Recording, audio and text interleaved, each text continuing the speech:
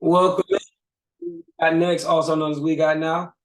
My name is DeShawn Williams, and I am the Bible study teacher. Also, have motivational speaker. Also, half man, half amazing. Also, no, don't stop. That's all true. All that's true. I'm AJ Stubbs. I'm from Mississippi, and I'm here. I'm a man of many hats. I'm in a community. I serve in a community, and I take on a job that most people don't want to do.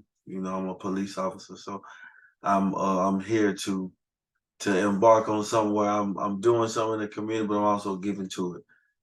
Giving those service. Amen. Amen. What up, guys? For those who don't know me, I'm Mr. High Energy, real name Brian Taylor. Y'all get to know why they call me Mr. High Energy. What do I do? Man, I'm a man of God.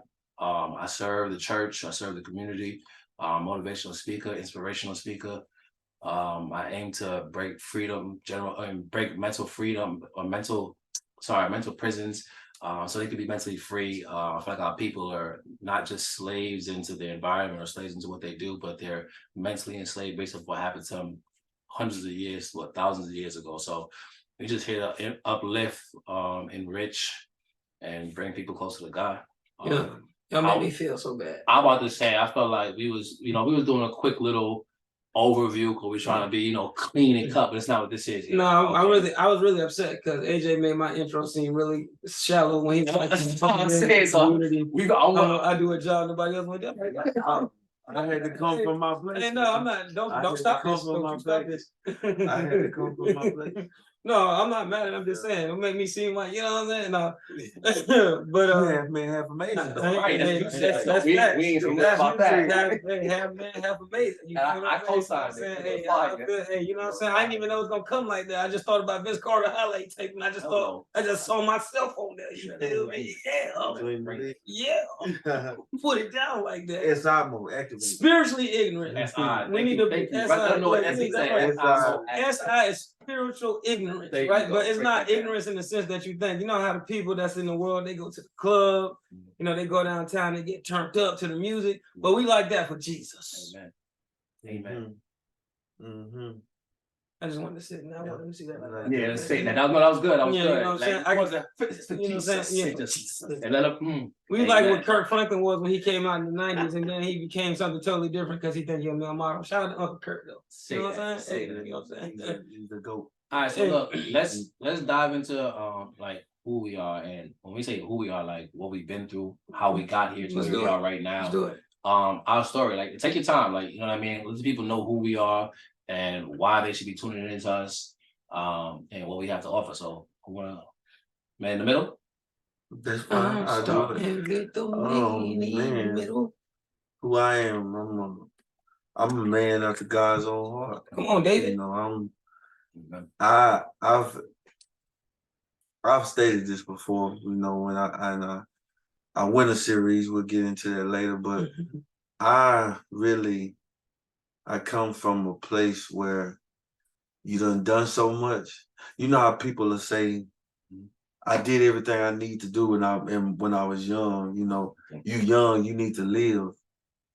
But it's like throughout your 20s, you got high school, college, and when you get to your 20s, like college, it's like most people want to do that club and they want to do that. But I was always different. Somebody sit me down and told me one time, if you want stuff, you have to do things different. You have to, when everybody wants to be over here, you need to stay over there, because everybody over there gonna get tired of doing this.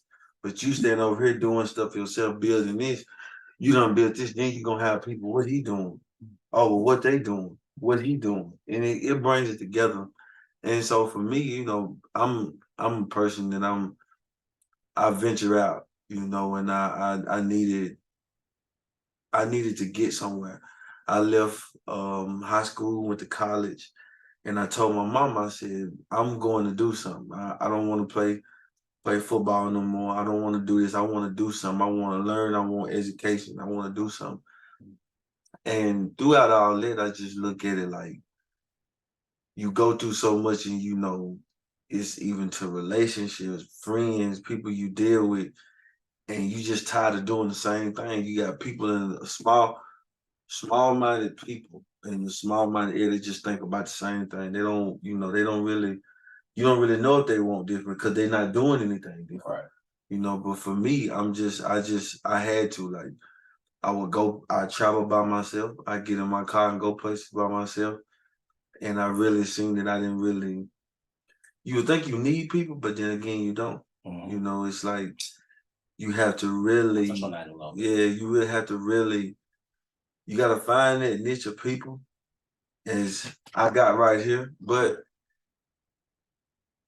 I'm here because I didn't want to stay the same. I don't want to drink. I don't want to smoke. I don't want to party. I don't want to be from this woman to that woman. I don't want kids by different women. I want to be in one place. I want to do something. And me, who I am, is a person that is I'm curious and I'm very intuitive. I want more out of life, and I want to be able to show, give that off, through experiences. We all been through stuff, but everything is unique from you to him to me, because that's how how it was. You found it, you found something, you put him in a way, and then we met at a certain place, so kind of like how we sit there, you, him and me, it meshed together. But just in general who I am, and I think different. I used to felt like I wasn't as smart as other people was. I can relate to that. And I felt like that I got to a certain place where I would hear people say stuff about me, and they would give a perception off on me that really wasn't. But as I got older, and I just, getting back to God, it was like, don't nobody else matter but God. You go to God for what you need, and don't nothing else matter.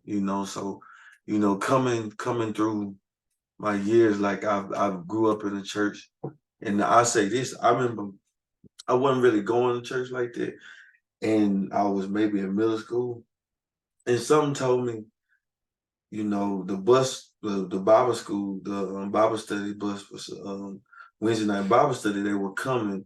They would come, I think, around 6 or 6:30 every day, and we'll go, go to the church. And so I'm gonna start going to church, and I just started going. Mom, I want to go to church. My mama wouldn't go, but I would want to go. And that's what started. I would go to church and hear the word, and just, see the excitement of people hearing something and actually feeling something in here.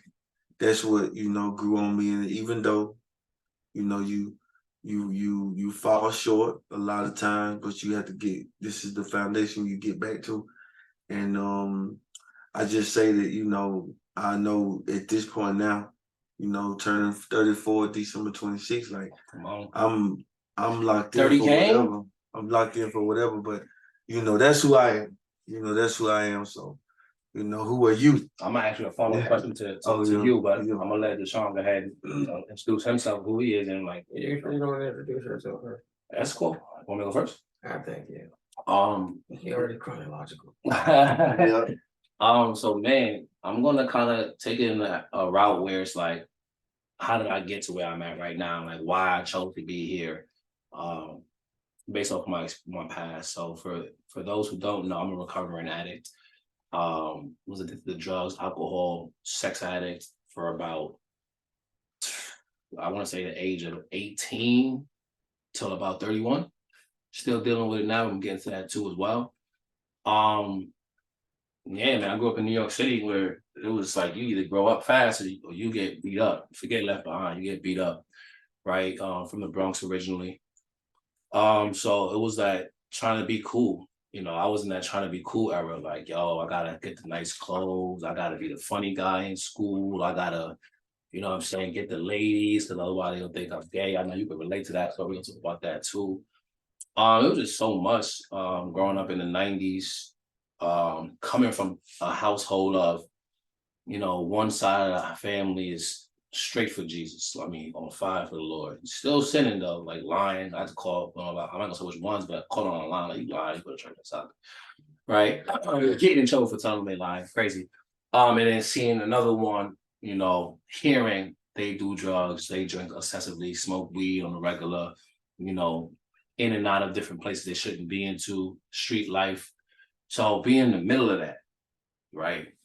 I always felt like I was a part of both worlds. Like I knew right, but I also knew wrong. And I knew a lot of both. So I seen a lot of both. So when I'm on this side of the family, it's all right. And not per se like everybody's good. It's just like they all want to go to church. We gonna go Sunday, Saturday, Bible study, women's ministry, man. Like we was in the church. Like people say they go, I was raised in the church, going to Sunday school. This is traumatizing. Going to church on Sundays, going to Sunday school for 7 a.m. Then that was already annoying because I'm like, yo, service is on 10 o'clock. Why are we going at 7 a.m.? I don't need the word that bad. Right. So from 7 a.m., young and ignorant, right? Not spiritually ignorant, but young and ignorant. Going to that. Then I don't know if y'all ever experienced this where the church say, you know what? We doing so much today. Let's stay for second service. Yeah. Now, I don't know. I still don't know. Sunday school. People just end up leaving. Look, I still don't know if it was plot out, but they didn't tell the kids. No, they did not. Right? Or no one knew. You were just gonna stay. We were just gonna stay. Right. So I'm talking about we in church from 7 a.m. to 7 p.m. on a Sunday. The greatness. All day. But listen, I grew up in a black church, so we had food in the midst of that. We done got some. You had the pastor say, Lord, we thank you for the collard greens and the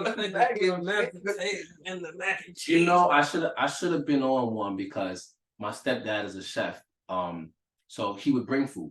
So I should have been on one. Yeah, you should. That whenever he's bringing food, we may be staying late. Exactly. But it wasn't a guarantee though. Sometimes we just ate, we fellowship at the end of church, and then we went home. Sometimes, right? But I should have been peeping. So boom, running back, like so. Yeah, that grew up. So I guess it was always in my life, man. I started doing drugs bad. Like I'm talking about ruining everything. I got locked up numerous amount of times. Crazy amount of things, you know what I mean? Hurt people, did some things that I'm not proud of. Praise God, I'm still here to this day. I'm a free man.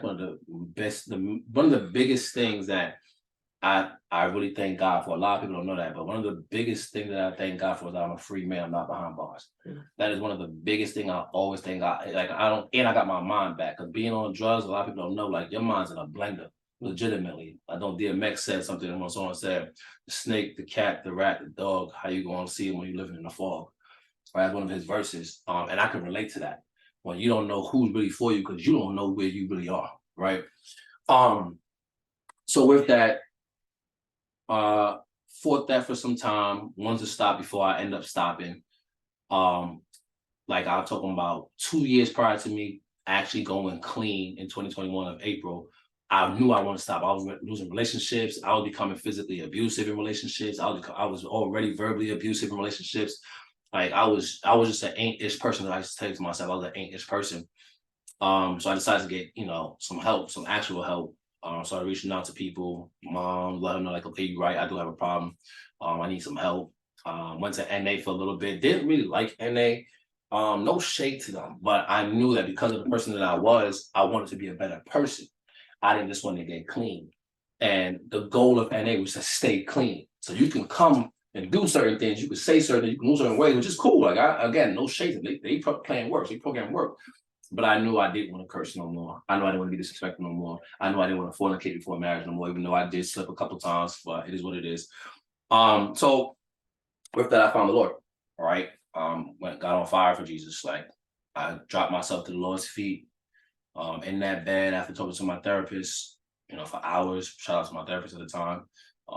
Took time to like, listen, I'm driving. I know it's off the clock, so I'm driving somewhere. I can talk to you while I'm driving. And shout out to that person because that kind of woke me off the edge of me. Really, that day was the first time I ever thought about, would it be easier if I wasn't here? That was the first time I ever had that thought, the last time I ever had that thought. But I'm not that individual. So me having that thought, it really showed me like, you are going too far. Because I used to have homicidal thoughts. Like if I was getting crazy, like, oh, who can I body? I was thinking about stuff like that. Now I'm talking about growing up in New York City.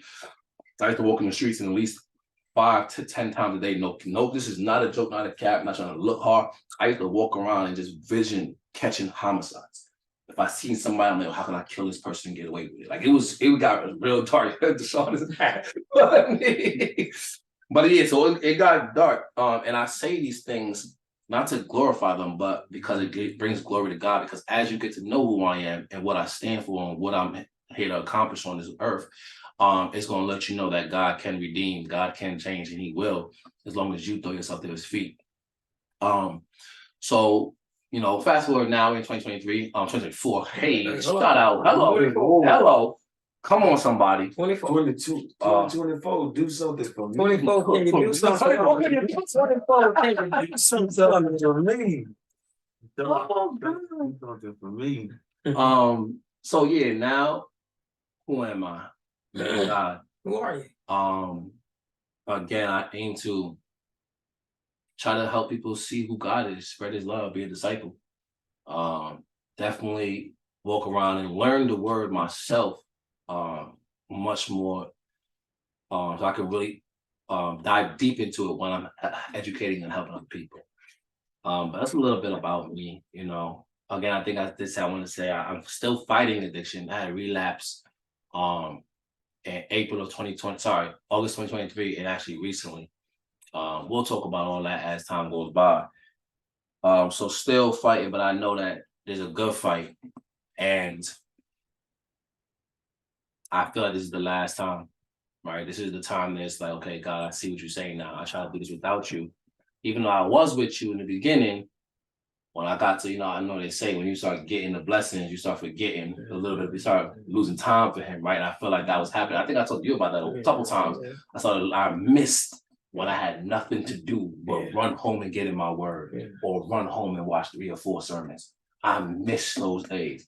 Now I made a little money. Now I got a little name for myself. Now I got a little platform, you know what I'm saying? Now I do a little business here and there. So it gets harder for me to say, God, I got time for you. And I'm really aiming to break that cycle. That's a little bit about me. Come on. I was really half man, half amazing. I was really hoping that y'all was gonna go fail, so I ain't have to say that. Oh, we gonna talk regardless. No matter how long we wait, we gonna talk regardless. You was telling my boy. All right. Oh my goodness. So I'm DeShawn, and I'm from Orlando, Florida, and I come from a broken home. So growing up, I feel like I say this comparison a lot. I feel like my mom is like a mix between Rachel and Leah, because she was the most beautiful one out of her sisters, but she was the most unloved. And so I feel like God opened her womb so that way she would be loved by everything that came through it. My father's side, I really don't know their religious status. I know my grandma, she sings in church. But like my granddad, I really don't know much. I just know that, you know, my dad did things because his dad did things. And one of the things that was big in our family, as far as on my dad's side, is you have to be a dog. Like that was the biggest thing, that was the biggest issue. Like when he found out I was a virgin as a grown-up, he was like, you know, most fathers are proud that their son graduated high school. You know? They're proud that they're going to college. That was not this man's case. He was like, "You were what? You were a virgin." You know how embarrassing that is? It's embarrassing to know that Chunk's son can't stroke. I was like, amazing. Be honest, did they damage you? It did. It did a lot. It did a lot. It hurt me because something happened to me in my teenage years, because I just know God been talking to me since I was a kid, man. Like I used to just have miniature conversations with God. Then like I'm in church one day, I'm like 10. And like my pastor, he's preaching. And as he's coming down the aisle, he's preaching, I just like, I'm asleep. You know, when you that age, you done been in church all day. Not You just, come on now. you just knocked Snoring out. in the back, like pastor No, talking about no, wake him up. Like listen, I was that. I'm knocked out, but like I hear, like as I'm about to wake up, as he's preaching, like my pastor's coming towards where I'm at, and I'm about to wake up. And I'm pretty sure I was snoring like a grown man ever since I was like 7. I've been able to snore. And I heard this voice say, "Don't have sex." And I was like when I woke up, I was like, what? No sex. But keep in mind now, like at our house, like we had porno everywhere. Like there was porno every single place you can imagine. In the living room, in the bedroom. We had all kind of access to cable that we shouldn't have no access to. And we get in there and we watch that junk because shoot, it ain't like we know what to do with it. We just in there watching it like that's interesting. Listen, What does that do? That's amazing. That's amazing. And but like growing up in that environment, like I like to tell people I had a presentee dad. So like he was present and absent at the same time. Because he would be there physically, but mentally he was somewhere else. So while we were in the house, he'd be having dog fights.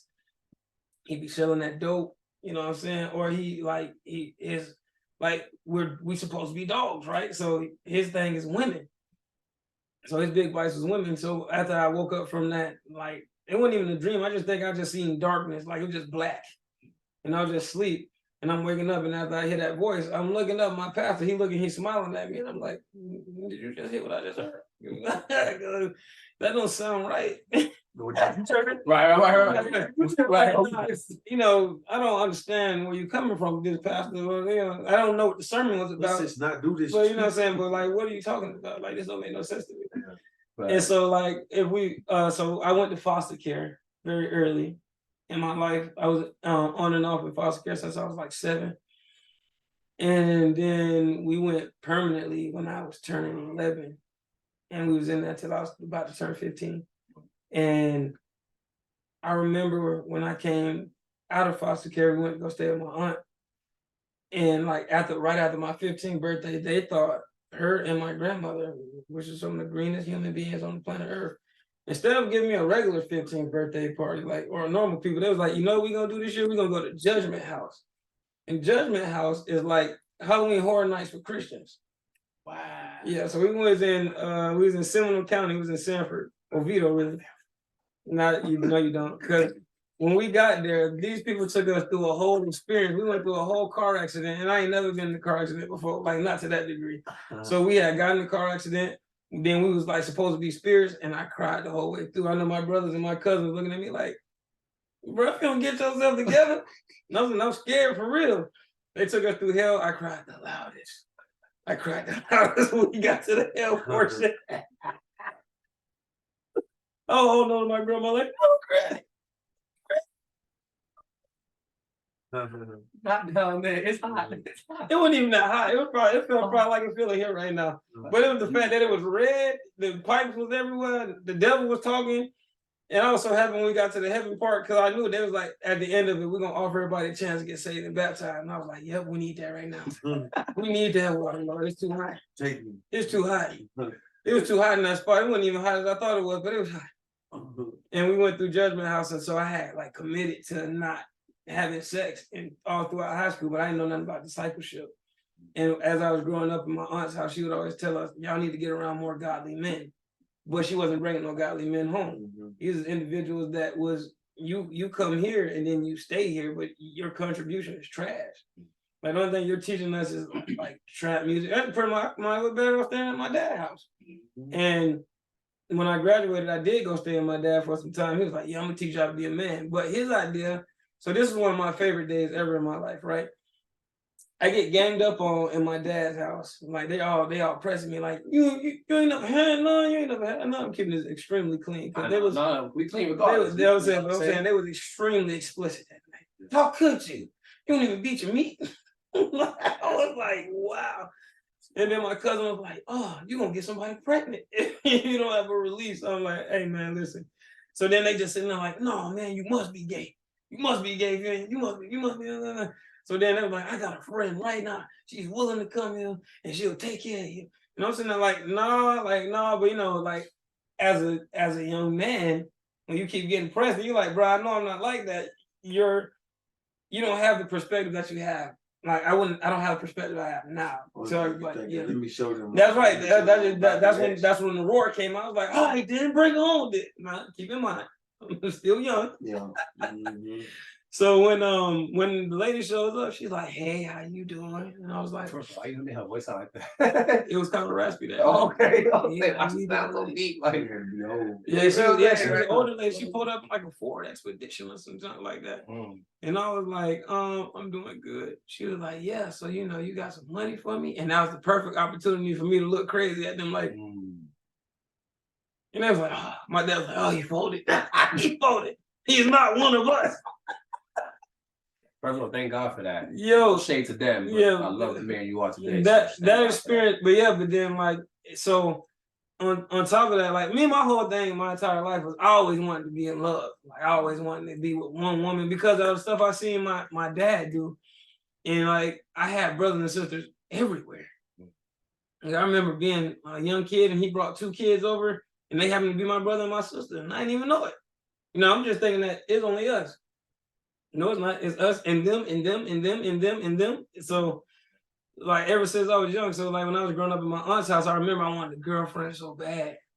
And then my auntie, you know, had the ugly duckly thing going on. You feel me? It wasn't like, you know, my head was too big for my body. You know, I didn't hit puberty till like. It's crazy. I knew you at that age. Yeah, I know exactly.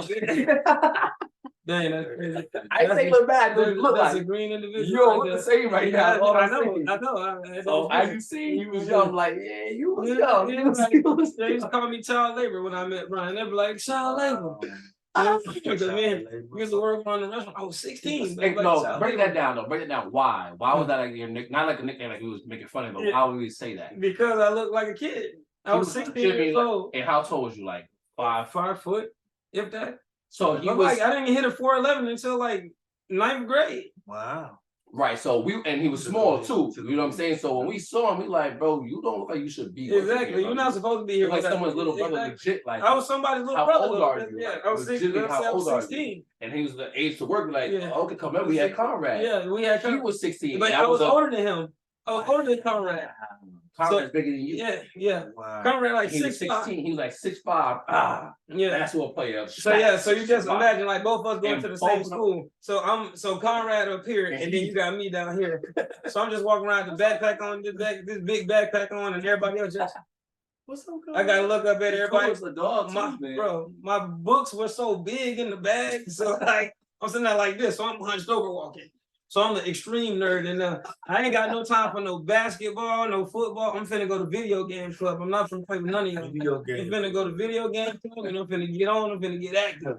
And I remember like when we started working at Taste Roadhouse, and I was like really wanting to go girl crazy, but they was like, oh, I know. You just look so adorable. Like it was like I would take you to prom with me, you know, but.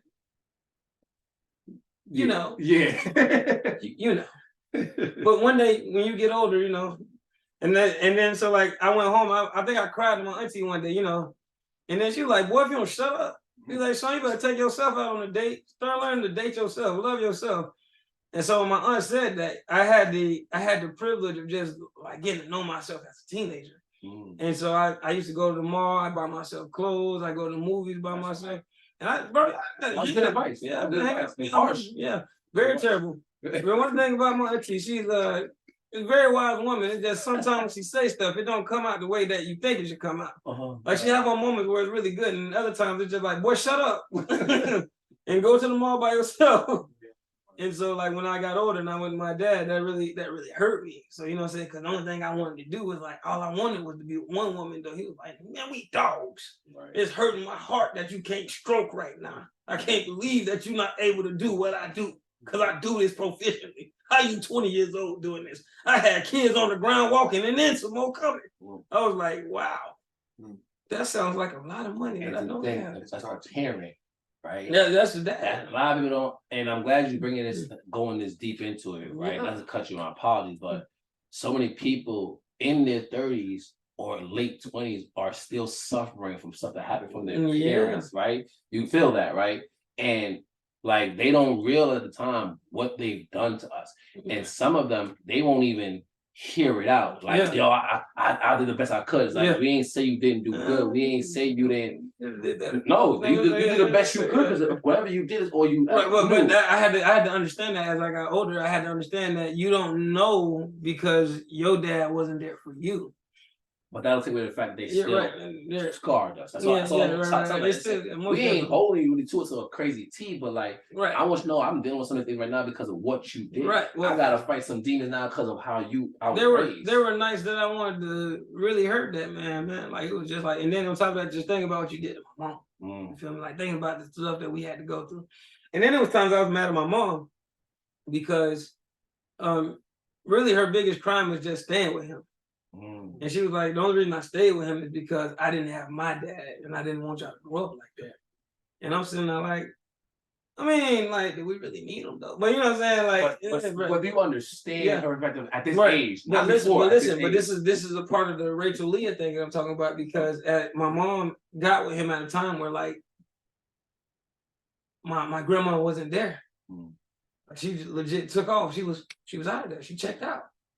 And then like coming back, it's too late, because now your daughter done got with this dude. She done got pregnant not once. Listen, we came back to back. It was like 91, 93, 94, 96, 98, 2000, 2002, 2003. Like we, like that, they were popping them up. And so like, it's just a lot of stuff that goes into that. So when we was in foster care, like I just remember just having that kind of harboring that with me, just like, I can't believe that you, and then getting out learning that you only stayed with him because, you know, you didn't have your dad. And I was like, I kind of harbored that against her. I was like, dang, like I wanted to say you were selfish, but then like, is it really selfish to want your kids to have something that you never had? Right. Even that's like a goal of a parent. But even if it's bad though, because you got to think about it, you suffer physical and emotional abuse. Yeah. Just for your kids to have a father. That's a sacrificing mother. Yes. So when I see that, but I don't like you. Not my mama. Oh, every time that, but I'm saying, but like, I don't like what you're sacrificing all this stuff for. Yeah, but it's not your sacrifice. That's the crazy. You know what I'm saying, right? But you're sacrificing it for me. I don't like the sacrifice. I don't like what you're sacrificing for what I'm getting. You don't like what you're receiving. I don't like the exchange. Yeah. Right, because what am I getting for real? I'm getting you shooting dice. Yeah. I'm getting you selling drugs. I'm getting you cheating on my mama, putting your hands on my mama, doing all kind of wild stuff to my mother. So I'm with you, bro. I'm with you. But I was watching, shout out this movie, Jesus Revolution, right? For those who don't watch it, for those who ever see me speak on any of my platforms, Instagram or YouTube, whatever it is, shameless plug. I'm not shameless at all. Plug, not shameless. Unashamed. Unashamed plug. There you go. I'm co-signing that unashamed plug. I say that because I name drop. I don't try to act like I'm the smartest or the dopest or the most intelligent person. Like if I learn something from a book or a movie, I'm shouting that thing out because I want you to go learn what I learned for yourself. So I'll get back to what you said. Jesus Revolution I watched last night. Fire movie again. If you haven't seen it, go see it. And some girl was talking to this dude, and she said, "Man, he let him like, yeah, my dad left, and this is why, so and so." She said, "Oh man, I wish my dad would left," and he with a straight face, no emotion, said, "No, you don't." Yeah. I remember that part of the movie. No, you don't. And that hit me because some people be so mad at their parents and wish they would be gone. And some people don't have parents. Like, I don't care how bad a parent, I wish I would have had someone. Yeah, I went through that, man. My mom passed in 2016. And bro, I would hate when my daddy would bring my mama's name up. I couldn't stand when he did it because I was there with her. You don't get to tell me about how it was when you and her. You don't get to tell me your side because I knew you as the liar. I knew you as the one. My mama told me, bro, every time they went out, my dad, she would have to pay for it. They go to the movies, he having to pay for it. But then when she passed, he want to tell me, "Oh, Dora told me to take care of you, this and that." But bro, and it's deep, man. And sometimes it'll bring tears to my eye because I know you wasn't like that. Yeah. You wasn't who you tell me now, but the person you saying this about, she can't speak. Yeah. She'll never get to speak to me again. She'll never say that truth to me. That's what I'm saying. But I knew. I asked my mama told me plenty of time she had 4 miscarriages before me. I asked my daddy, no, she was just having problems and wasn't nothing wrong with me. His words would be just like, I'm like, bro. Trying to defend him. I don't even want to hear that you say it. I kid you not, bro. We got into it one time. I just came back. I think I was getting ready to go to California to a fitness expo. I used to go to those things randomly, and we were talking about something. And my auntie said something to me, my mama's sister, and he started just flipping on me. I hung up the phone on him. He texted me, and I told him exactly as I said. You just continue to do what you've done ever since I was younger. as watch other people raise your kids. Mm. You go do that. Because I don't want to be like you. And I promise you, I found myself doing it, bro, in relationship. I didn't use a woman, but it seemed like because they cared about me, they done these things, and I just soaked it up. But my dad, thank God we got a better relationship now. I'm only saying this because it's real, and I told him this. Yeah. Whenever I get to a place, I'm gonna talk about this. Yeah. You can get mad at me now, but it's the truth. Yeah, the truth is the truth. I'm not gonna lie. I'm not gonna say it like this. But you said you used to tell me when I asked you for stuff, bro. I could talk about it for days. I used to ask you for stuff. You'll say, "Go ask your granddaddy, which is my mama's daddy. Go ask your auntie, which is my mama's sister." So what you gonna do? Right. What are you They gonna didn't have me with my auntie. Yeah. You had me with my mama. Yeah. But you telling me to go do this? So I told him, I said, and this is God honest truth. I said, act like I was never your son. Mm. Act like I don't exist. When you see me, go your way. And I promise you, for a while it was like that. I would be at church, but in my hometown, my church is on the corner of a main street, and I would see him go by. He'll see me, and one day he see me somewhere want to say something. I'm like, I don't care. Right. You can't make you. And it gets deeper to this when it's about family, bro. Like, that's what parents, some of them just don't get it because they never been there. Right. If your mom and dad didn't dive into this, they can tell you stuff about it. But as you dive into it more in life experiences, it kind of get like, what is my son talking about? Yeah. What is he telling me? Yeah. But what he trying to tell me is what God done put through him, because he is something in him, this boy. Yeah. Right? I used to be mad, bro. I used to get mad, bro, and I get mad at my daddy, like, bro, I would literally put my hands on you, but I knew I couldn't. Yo, that's deep, because like the last time I got blacked out drunk, I was at my dad's house, and the last thing I remember him saying is the thing that made me, like, when I'm blacked out, I don't remember nothing. So I was just real violent. And they were telling me that, me and him almost fought, and I had to thank God, bro, because it's been a couple times that I shouldn't have woke up. But the last thing I remember him saying is that he had all his baby mamas over the house, like he was having sex with them. So then I got angry and I started to drink a little bit faster and a little bit more. And then I just blacked out drunk. And then they were telling me, they was like, yeah, y'all two was about to kill each other last night. And this was on Christmas of 2020. And you know what's crazy about that? I don't know where y'all stem from, but I went to therapy to find out what my sexual addiction, drug addiction, and alcohol addiction came from. It stemmed from missing parts of my development stage. Yeah. So I dealt with abandonment issues and something. And I want you to finish your story too. I know we took a couple of side notes, but you have a powerful other testimony. Yeah. I don't know if you're going to tap into. I'm gonna drop it. Okay, cool. But you know that's something.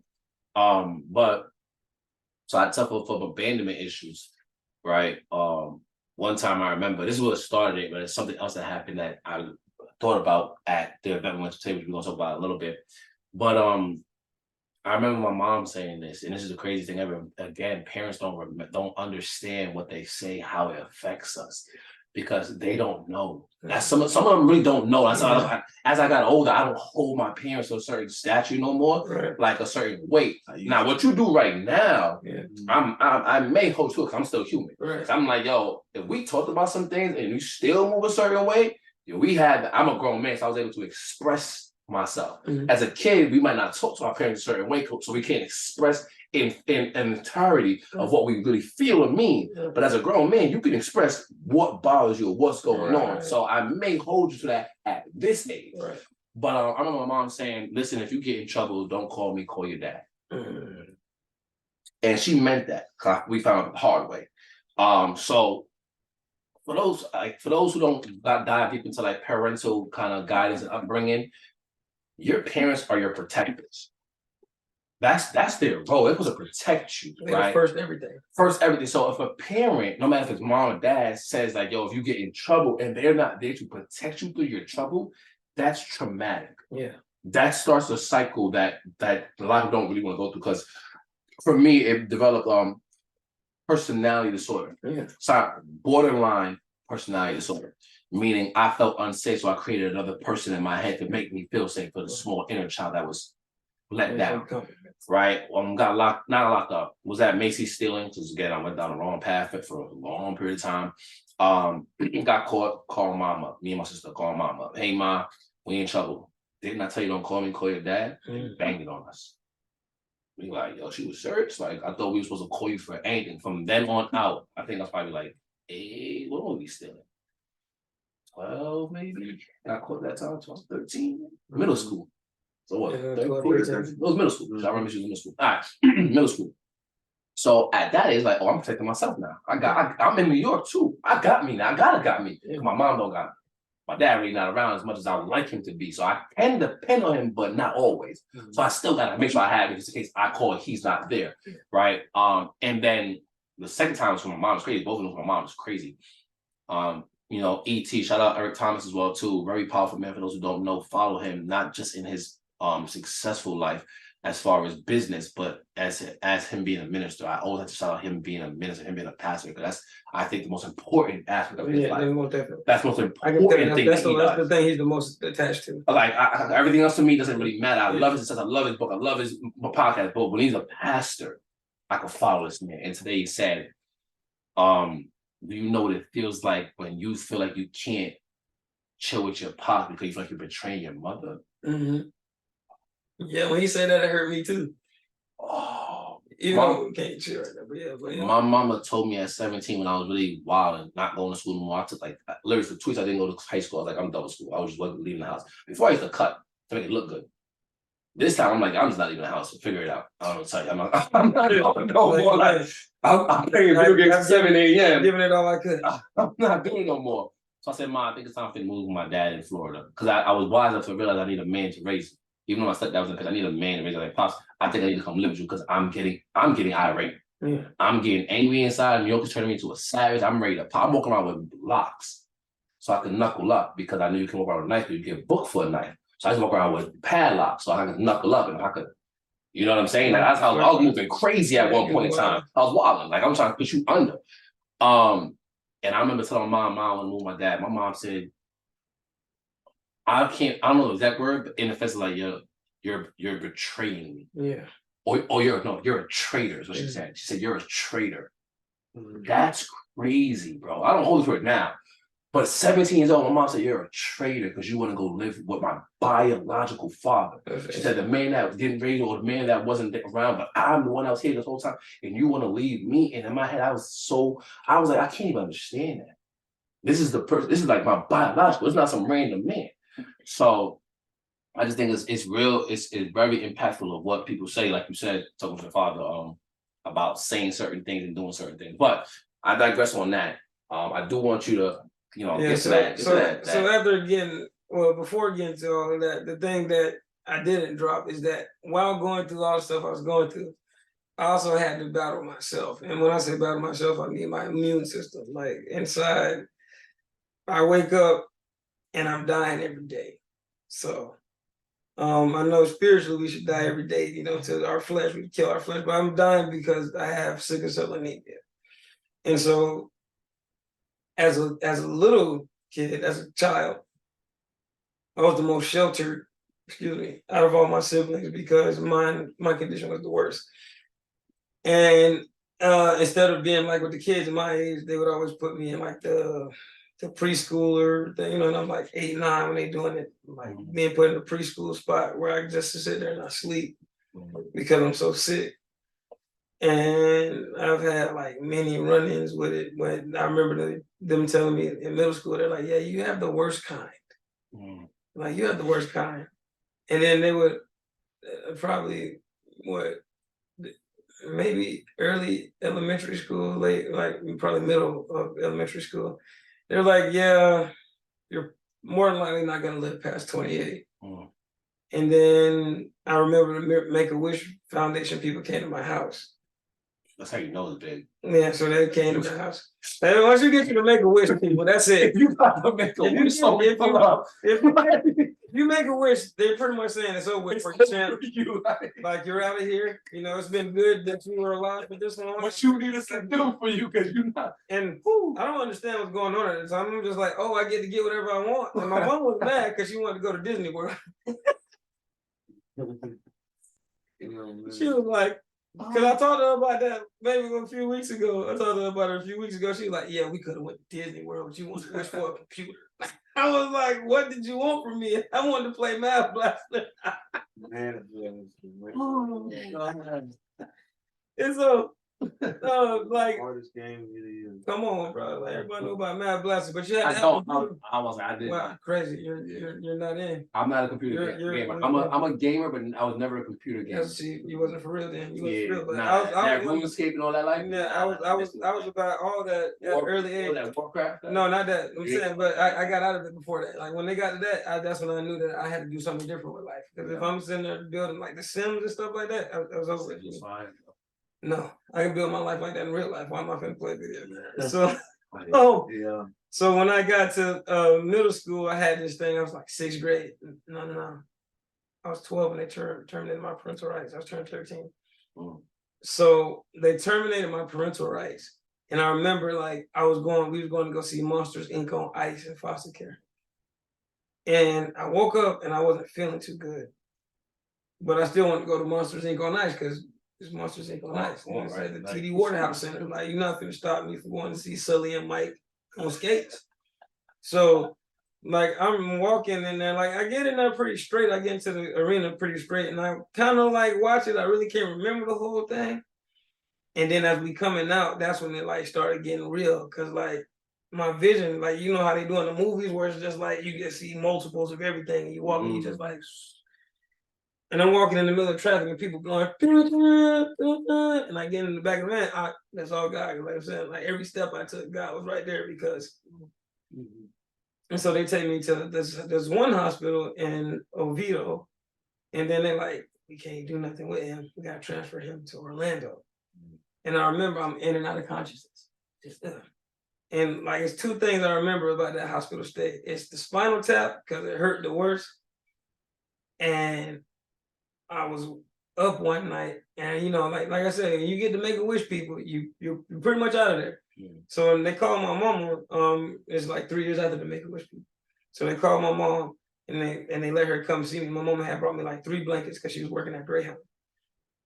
And I remember like one was like a with Trix Rabbit person, the mascot on it. I had like a wool blanket, and then like another one with soccer balls on. Soccer, baseball, basketball. And I remember like I wake up in the middle of the night and I'm looking up and my mama is talking to the doctors. And I say, Mom. And then she look at me and I pass out again. Don't see my mama again until like the next visitation. But like, so yeah, like growing up, even, you know, getting to like earlier latter part of last year, and then even at the end of 2022, where it's like, the devil really does not like me because when I started my walk, it was easier at first. Like I didn't really have as many episodes, but I think as I get closer and closer to my purpose, what it does is it makes this man extremely upset with me. Yeah. And so he tried to kill me after New York. Kill singing the story. That's why New York, right? New York experience. Yeah. Like after New York, I almost died, and then thank God to New York. Yes, I came to New York, and me and my dog had a really good session. And then earlier, September of 2023 is when he tried to come again because I couldn't hold no veins. Like I couldn't do nothing. Actually, he even tried to. He walked in earlier the first day of the New Year. He walked in like, please God, please let me take him because I really can't. Like I don't know what he can't be I really don't want him to get to where he's going. Like I really want him to die. Like, why won't you let me kill him? Like I feel. And so yeah, so I know they said I wasn't supposed to live past 28, but 4 years past 28 right now. Made it to the make. Look, let's hope we get another 40. Let's get I'm probably gonna live like 100. Yeah, let's get another 50 to 60, 70. But yeah, so just a little something about me, I'm just half man, half amazing. Half man, half amazing. Listen, I thought when you said that's why I quoted. I jacked it because I know you. You know what I mean? I know what you've been through. Country build relationship, and it's crazy. We knew you were 16, I was 18, Yes. but we didn't really build this relationship until 2021. Right? That's when we really started connecting. Like, okay, let's really continue to tap into each other. So actually talk to each other more. Like, of course, I knew you because there's certain experiences that we've done. But together, you didn't even know I was sick until 2015 because the Kirby vacuum cleaner situation when I was going there, them people was filthy. And you had me in those backwater places in Florida. Bro, I got allergic to pet dander and dirt because of that job. Like, I can't be my dogs no. I love dogs. Bro, but no, what I'm saying, like Brian was like, yeah, man, we go on the road. We sell Kirby vacuum cleaner. I was like, I bet we gonna go on the road then. Man, I got in them people's house and I got sick the first day, and after that I was sick for the rest of the trip. Look, one thing about me is I couldn't get a bag though growing up. You did, yeah. One day you did look out. I always be telling Brian was sitting there like, dang. Let's get this money. Brian was like, dang, boy, I can't believe it. I was like, I can't believe it either. And then it was so funny because like I didn't realize how bad it was until I seen that. Yeah, that was the first. But no, but you didn't see the actual episode. You didn't see the actual episode until we were in Detroit in 2022. And that was the funniest thing because a lot of people they be panicking, but Brian was half asleep, so he really didn't care. He was like, "Should I call the ambulance?" I was like, "Yes, man." He called the ambulance. He was like, "Okay, I'm gonna give you your backpack. I'm gonna stay here and go to sleep. I'm gonna go serve APOC, and then after that, I'll probably come up there and see you." I was like, "No, probably don't come." No, you can, but still, I didn't know that. But I had to go serve. You had to go serve. And when people were taking me, telling me, "Have you ever had fentanyl before?" I was like, "Fentanyl? Don't you touch me with no fentanyl? What a hydromorphine at? Give me the regular stuff. I don't want that stuff that's killing people." That's people. Yeah, man. I got big. That person worked for the enemy. Exactly. Like, yeah. You ever tried fentanyl? Yeah. I got him. Like they're sitting there like, trying to flick my vein and everything. You ever had fentanyl? Oh, hold up. Nah, I just Jesus. Dilaudid. We do Dilaudid in Florida. I don't know what y'all do around here. And the sign that listen, I'm not gonna say the name of the hospital. They were probably really good, but I had a warning sign because I seen you said something that just finish. But I seen a black dude attempting to escape from that hospital. So I was like, maybe we came to the wrong hospital. And we was in Detroit. Yeah. We was in Detroit. Yeah. So, they said something crazy. But the thing is, like, I really realized that now I know that people with this illness go to the hospital to get high. Yeah. And I didn't really know that at first. It wasn't until one of the guys we met at the retreat when he was like, "I'm one of those people. I used to be one of those people." I was like, "Why? Like, why go? Like, bro, I can barely manifest a vein. I'm not gonna go there for you to probe and prod me just so I can get high. I would rather not. I cannot." But see, that's the thing. A lot of people, and that's why I'm so glad we all have different backgrounds and different stories, so we can start touching on different things, different topics. A lot of people really don't understand the addict and being addicted to drugs and alcohol. They don't really get that. Because a lot of people can party and chill and get drunk and pop pills and be good. But my thing is, this is narcotics that they're shooting into your, like, bro. It's the best. Well, I'm saying, watch my words. Let me say this. It's a quick. It works to get rid of the pain. I just go there for if I'm going to the hospital, because if you ask anybody that know me, that's the last place I'm trying to go. Right. I'm trying to do everything but go there. Right. And so when I do have to go there, you shoot me with the best medicine that you have here, so I can get out of here the fastest. So that's what I'm saying. Human beings normally look at situations from their own perspective. Right. That's how you were going in. Right. My veins hurt. But that's not how most people that want to get high are going. They're like, "Yo, this is free drugs." I do not. No, I'm saying. I understand what you're saying. This is what I'm saying though. As a person with what is the word for it? A chronic illness, and your veins are already bad. I understand that there's an addiction. Don't get me wrong. Now, sometimes I'll be in there, like, yeah, let me go ahead and get myself together real quick. Nurse, please. Listen, it don't hurt as bad as it do, but it still hurt though. And it might be the pain, pain used to be on 10, but it might be a 4 today. But you can start hitting you with that. You know what I'm saying? DeShawn, I need this. It's about an 8 right in my back, in my shoulder, in the inner part of my kneecap. But like for the most part, though, like we're hard sticks. Sicklers, that's what they're called. People sickle cells. Sicklers are hard sticks. So for me, it's like, why would I abuse that bank? Like, and then on top of that, you'd have to get a port. That's something that I don't want. That's what I'm saying. You don't understand, and it's not a bad thing I'm saying. I'm just hopefully trying to expand your right. Yeah. You don't understand an addict. Bro, I remember sleeping on the cell floor from coming down off my high. But I loved the fact that I was high. I even did some crazy stuff in the cell. I didn't get too explicit. I was still high. Right. Why would I abuse myself that way? Mhm. I love myself. Right. But I was an addict. So at the time of me doing those things, that logic is out of my logic of caring about myself is gone. Right. But I didn't been in front of people with guns in my face while I was high and drunk. I'm putting myself in harm's way. I literally had a man have a gun on his hip and I'm cursing my into his face. That man could have took my life at any moment. I got locked up that night. Yeah. Because he called the cops. He was a security. He called the cops. And he was felt great. So I said, I don't get a gun. I didn't say I don't get a gun. I just said if I had one. You got this conversation. You got a gun. You go. We talking right now. Regular English. No, I was thinking. That's why he called the boys. He saw the sincerity in my eyes. Like, he was speaking.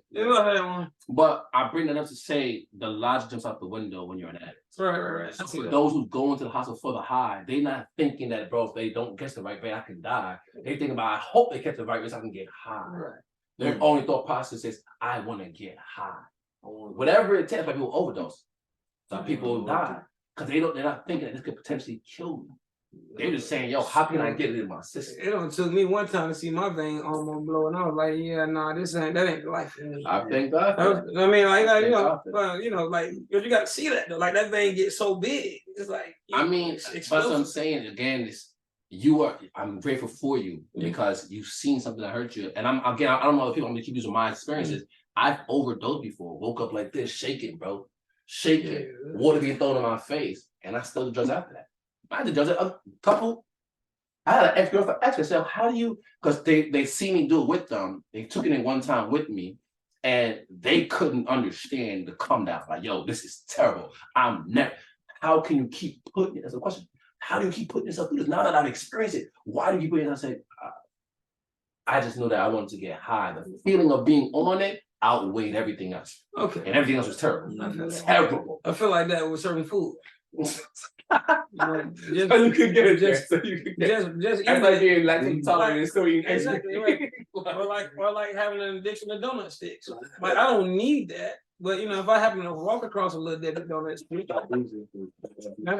Chef Beasley pulled the cocaine. Straight. Oh my God. God. Straight. That's a drug.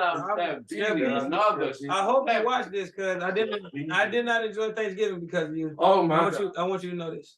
It's an amazing. From my heart to yours. Our best friend who lives in GA, by the way. Mm-hmm. He lives out here. Yeah, Chef Beasley do live out here. Hey, Chef Beasley, get at us, man. You about to, Jambalaya grits.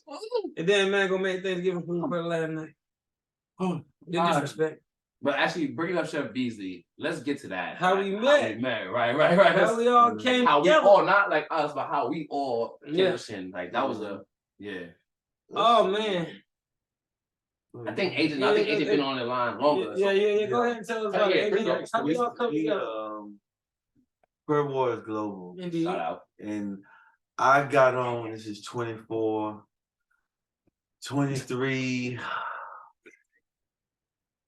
maybe, I think 22. So it's gonna be 2 years. But I was listening to a pod, man, it's so crazy, but I don't want to keep on talking everything. But I was listening to the podcast one day. This was before I became a police officer. I was finna go, I had to try to get a job in Louisiana. But I found out that the place that I was back at home, when I went to the academy, I was there for 6 weeks. They sent me home. They sent a letter down there saying some crazy stuff that didn't even happen. But that same day, I was listening to the podcast. I was listening to Secret to Success, and E.T. started talking about the prayer line. He said, hey, he kept mentioning BK, such and such, all these people, hey, they're doing a good thing. Should go to prayer line, get the number, whoop, called in the next day and just start listening. Just start listening, bro.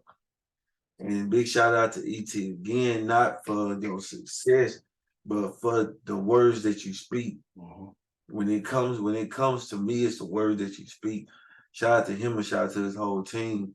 But man, I started listening. I just started getting into it and just started talking. And it used to be stuff that would hit, hearing these different people, talk about different things, man.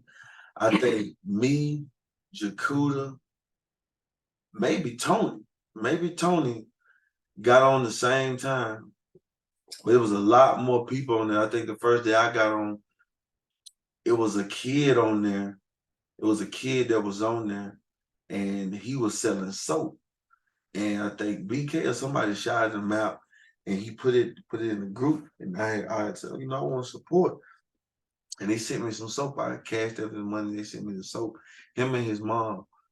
And I was like, wow, like this is doing that. So, as time grew, and going into last year, we had we went to the retreat, and that was in November of 22 or 23. That was in of 23. And we, I flew from Jackson to Tennessee, and I got with Shedrick and his son, and we rode, we came there. We came on up. We stopped somewhere to pick up Brandon Moore. Shout out to B. Be more. Make you want to be more. B he was just, Shedrick said, hey, we'll stop by and pick him up. We on our way there, cool. But we got there, and it was like, y'all was in there chilling. We wasn't there yet. No, y'all weren't there yet. No, y'all were there. So when I first came in, you caught my eye. Yeah. When it's crazy that we hear now. When I first was there, you caught my eye. Cause remember you had a little sweatsuit on. I think you had some J's on too, and I was like, okay, who's this brother right here? Yeah. And then after you see you kind of creep around the corner, kind of see what was going on. I'm like, okay. Nobody paid any mind to me. Everybody was like, who is this? Who's granddad? No. Who let their granddad in the retreat? But it was a fun time, man. We had a blast.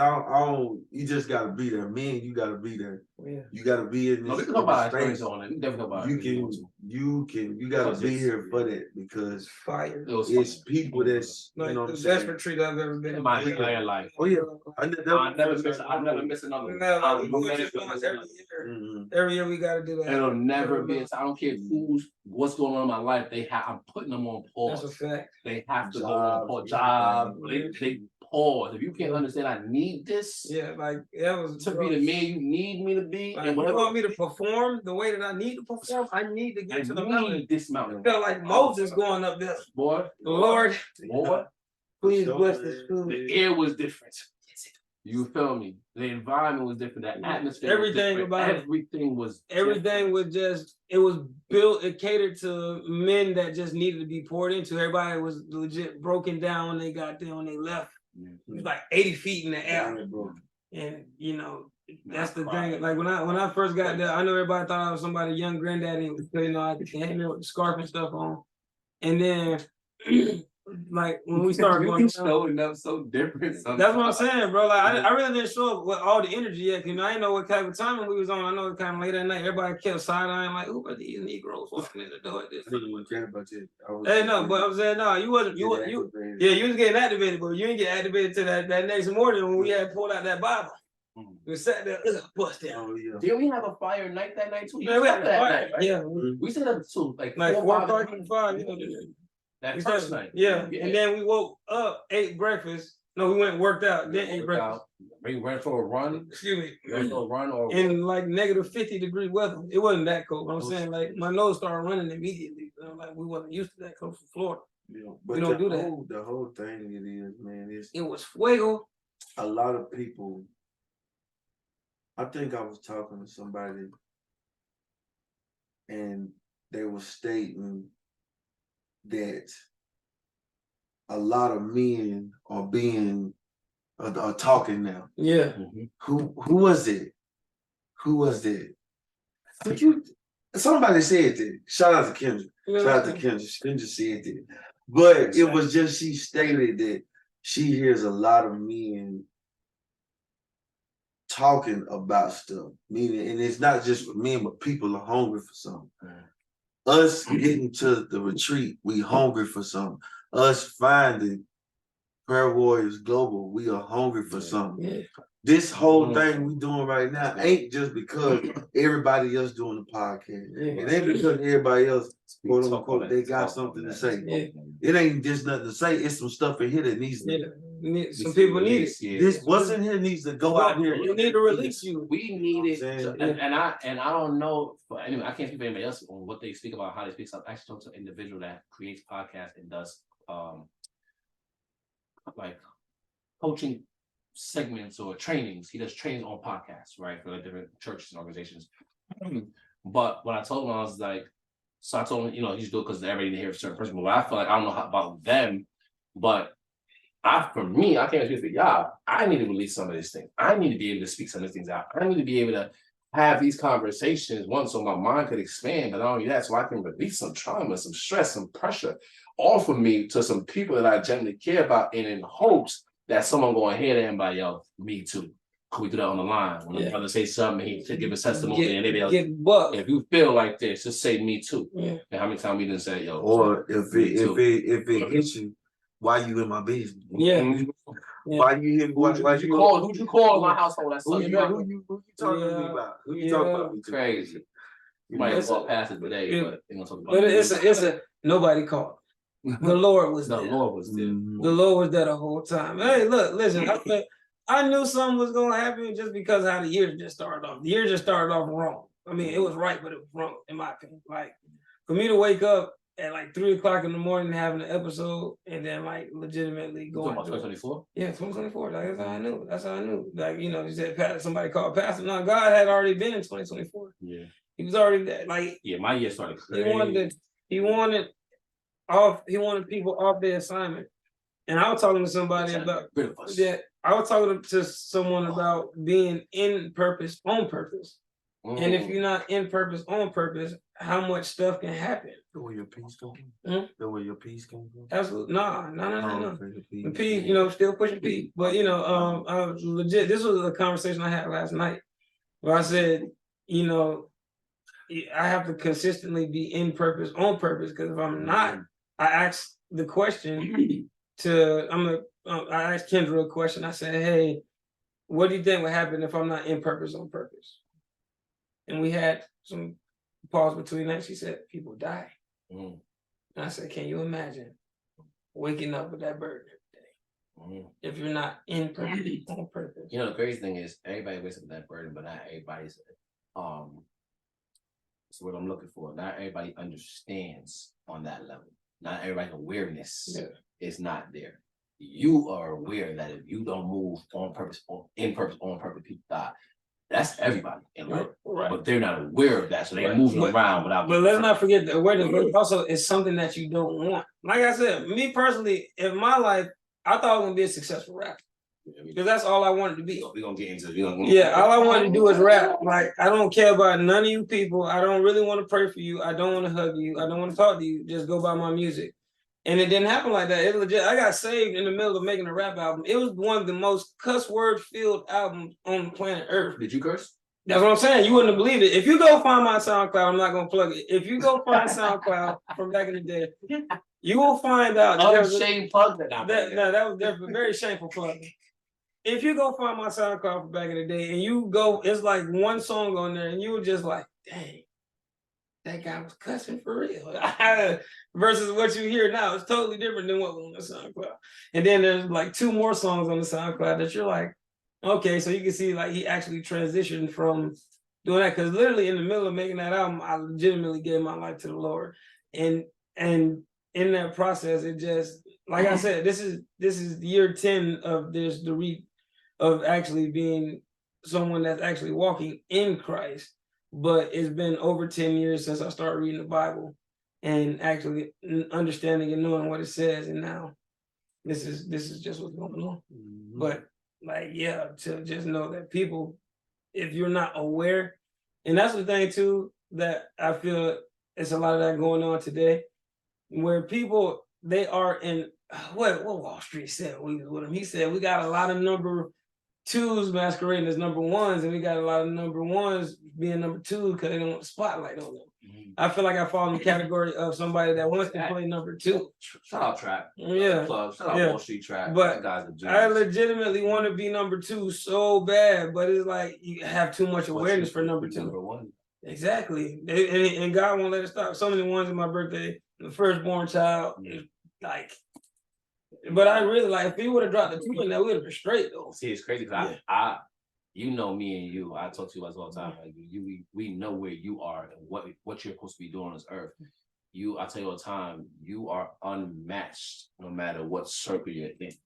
And there's an anointing on your life that I want to be a part of facilitating come out, because I already know once your anointing kick, like it's already here. Everybody that sees you knows it.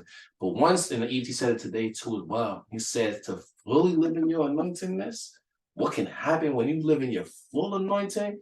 Like I already know lives are gonna change you because of your testimony. Not even what you can be able to do, but it's your testimony in itself. And then the way you aim to carry yourself even better than you are now is going to show a lot of guidance and what then other young individuals can have a role model on what a good Christian man, a faithful man, a good father, all those roles that some of us are lacking, that we probably lacked as a kid growing up. We ain't have the role model. We did not.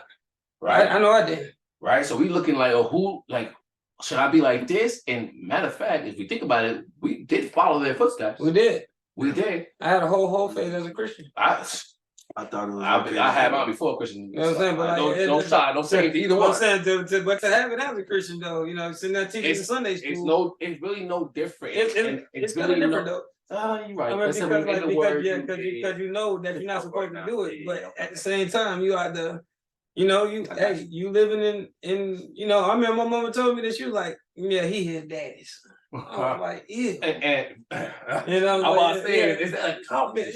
Some people don't realize how that could be an insult. Yeah. I used to feel like I was made to believe that you were supposed to have 5 and 6 different rooms. That's a fact. That's how they made it. I was made. I seen that. I thought that was normal. That was normal. I would be around a group of guys that made me believe. Yeah. It made me believe that it's okay to do this over here. This person to be in your face. Mind you, each of these girls is supposed to only want you, but you attached to all of them. Yeah. And I got older. I'm like, this is a headache. I missed it. That's why I had to stop. I messed it up in college. Tell you something. And I went to college with a girlfriend, but got another one a few months later. Told her about it. Guess what she said? Okay. She stayed right there. And it's crazy because some of the women now, you see how men are programmed to do that? Women are programmed to accept it. Oh my God. But you gonna cheat anyway. Like I remember a girl told me. Thank you for telling me, right? It's like, no, you deserve better than that. But you probably didn't get the right guidance to what you deserve. And now you think just because the man says he loves you and he's around you, that it's okay for him to do whatever he wants to. Right. No. It's crazy. But this is why I'm saying again, more people should be talking regardless. I know so many people with testimony. I tell them all the time, you should talk. And I think they think, because everybody know me as Mr. Money, they think I'm trying to monetize. I don't need no money. I mean, I ain't balling, right? I'm soon to be, but I ain't balling. But I promise you, I don't do stuff. I don't really need the money like that. I ain't trying to come on you to get a bag. I can go get a bag on my own and come back and still get work with you. You get what I'm saying? So, but I tell them because I'm like, yo, we are saved by the blood of the Lamb and the word of our testimony. Come on. If you have a testimony, it's your obligation to speak that testimony. You must talk. You have to. So for me, when I hear people been delivered or saved or they walking with God, but you quiet, bro, I feel a way inside. Bro, that's crazy that you said that. I had to share that with somebody. Like, even though I was in the middle of doing stuff I shouldn't have no business doing, I was like, bro, for you to actually be quiet is selfish. I'm like, you sit in that house. Yeah, but all your siblings are around, and you the only one going to church, but you're not telling them how good God is. Like when I got saved, everybody thought that I was better than everybody, which in actuality, I did. I am better than you. No,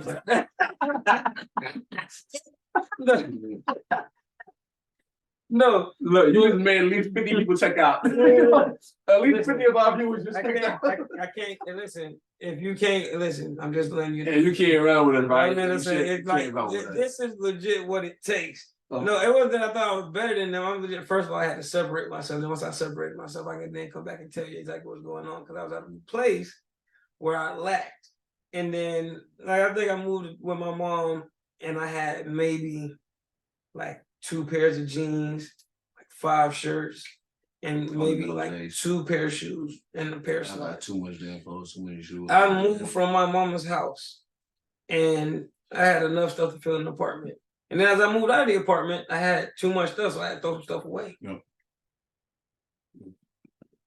So yeah, you know, God's an increaser, but it's not that we're better than you. It's just that we're better than you. So, but I want you to. What's your experience with the prayer line and then in the time frame? Because this is important, and then the time frame from the prayer line to the retreat. Okay, because if you heard AJ just said he done almost almost a year and a half before he went on the retreat. Yeah, I got on the prayer line in October, and the retreat was in November.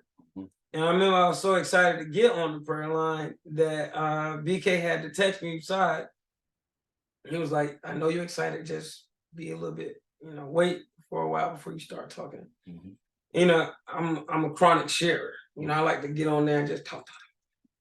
As all 3 of us are. Yeah. But then that's why we're here. Mm-hmm, yeah, exactly. Which is why we've taken up some of So beware, we talk a lot. So right, you're gonna get listen. It's a lot of stuff that you can pick up. You don't gotta watch it in one sitting. You can pause, come back later. You gotta watch it.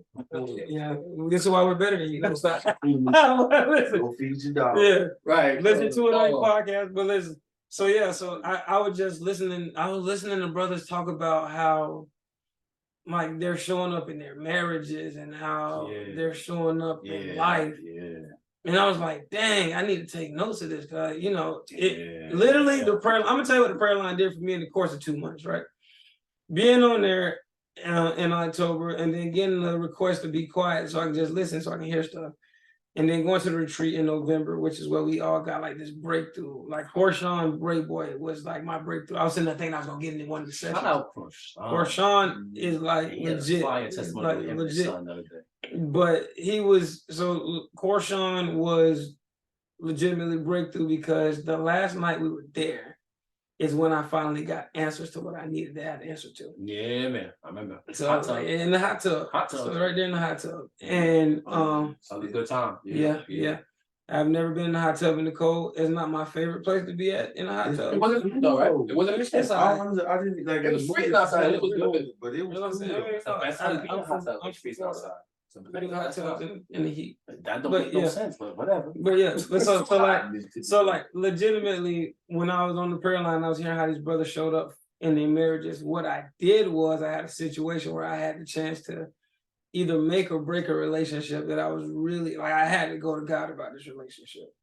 And then before I actually got to talk to the other party in the relationship, I had to ask my mom. I said, Mom, when you and Dad got into it, what was his first reaction? And she thought for a second, and she said, deny. And I said, not tonight. Not tonight. And now I'm almost married. Shout out. Indeed. We're gonna save that information. Yeah, right. I said almost. I know. Almost don't count, but no, it could count. It counts. I just say we're gonna save that because we're gonna actually unpack that. Okay. We're gonna at some point in time. Amazing story. No, listen. Well, did you want to go? Cause I want to give my account for the prayer line as well too. And also, but you got it. Okay.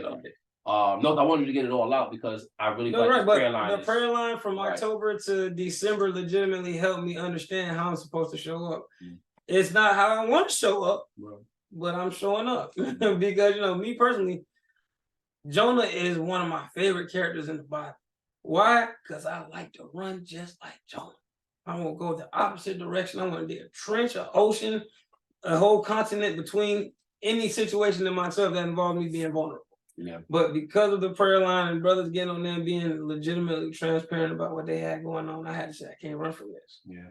So I had to go to the Lord, and I had to ask my mom some questions. Then after that, Like, and then it also lets me accept my position, like what it means to be in purpose, on purpose at all times. Even though I would like to, I would like to watch some anime. Right. I would like to watch the last episode of Attack on Titan, but it's not in dub yet. But I'm still here. Right. But yeah, I would say let's be, I'm sure all of us know, but I just want to, for the sake of, hearing it, but be mindful of what we say about the prayer line. Yeah.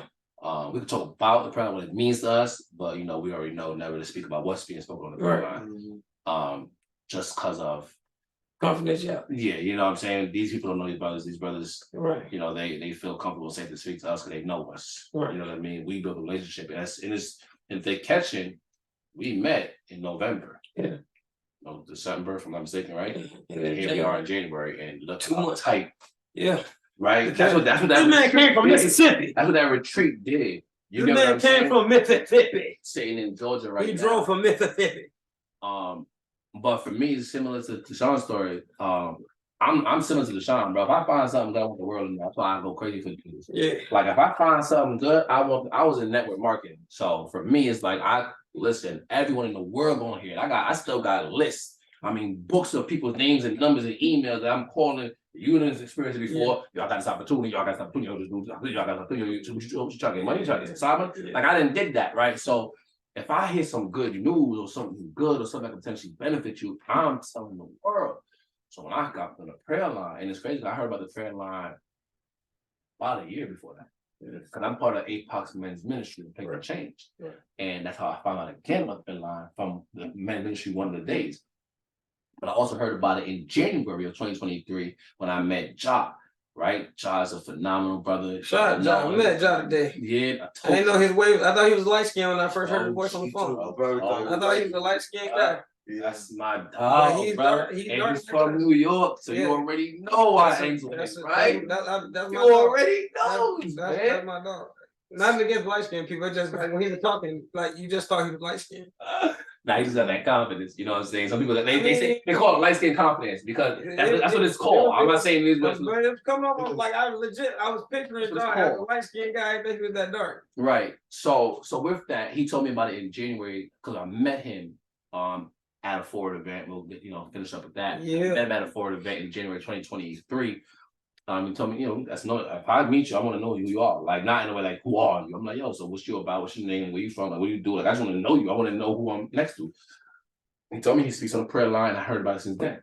Then he told me later on that year that I'll be speaking on the prayer line. I'm like, okay, cool.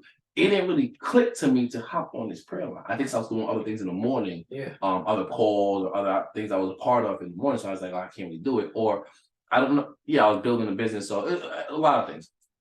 But so for me, when I got on, immediately I hit you up. Yeah, you told me to get on. Yo, got this prayer line, dog. Send the numbers. Get on this prayer line. Send the number. And I promise you, I sent it to 2 other people. One person did jump on, and then as they kept coming, BK immediately said, "Brian, slow your roll." I think it was probably 2 days later. So I didn't hit up like 5 or 6 people in 2 days. Like, yo, kill his prayer line. Yo, kill his prayer line. Kill his prayer line. He was like, yo, slow your roll. And he said that because he said, we want you to feel safe. Before I get emotional. Oh my God. I've been in person. Oh my God.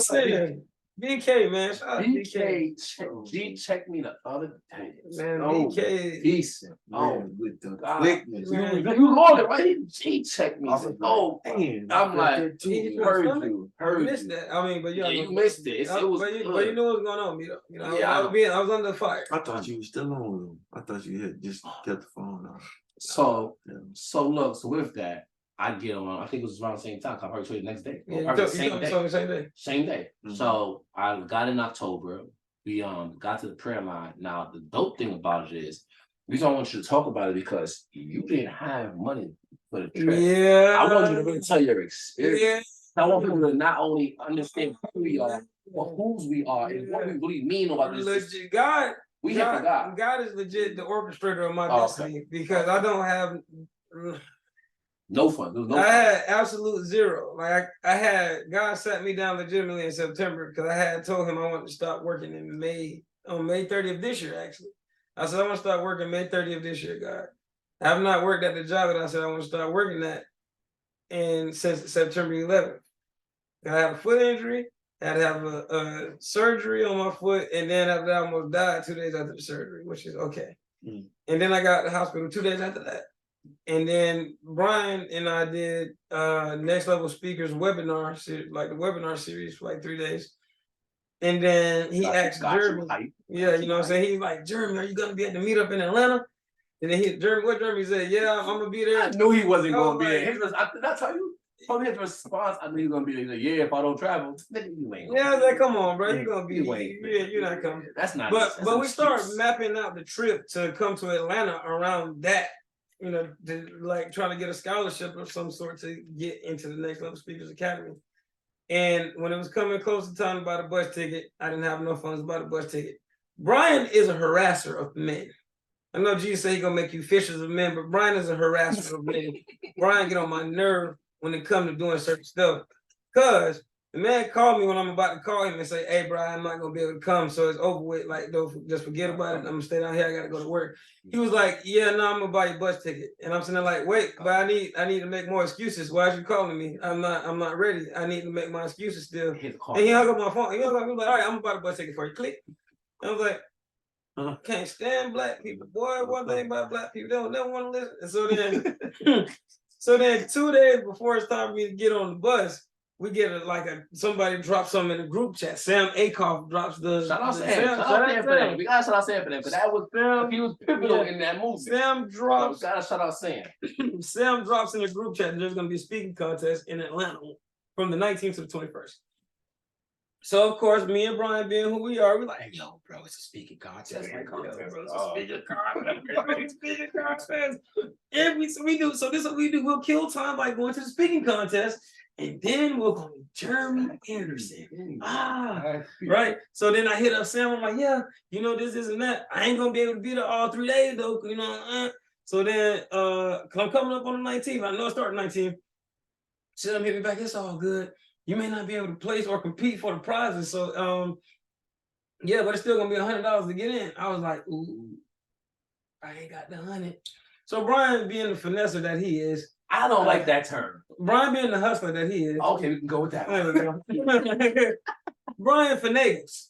I'll take that too. I'll take that one too. Brian finagles us 2 buddy passes into this contest. How much it cost us? 0. Oh, okay. So thus far the whole trip is $3.99.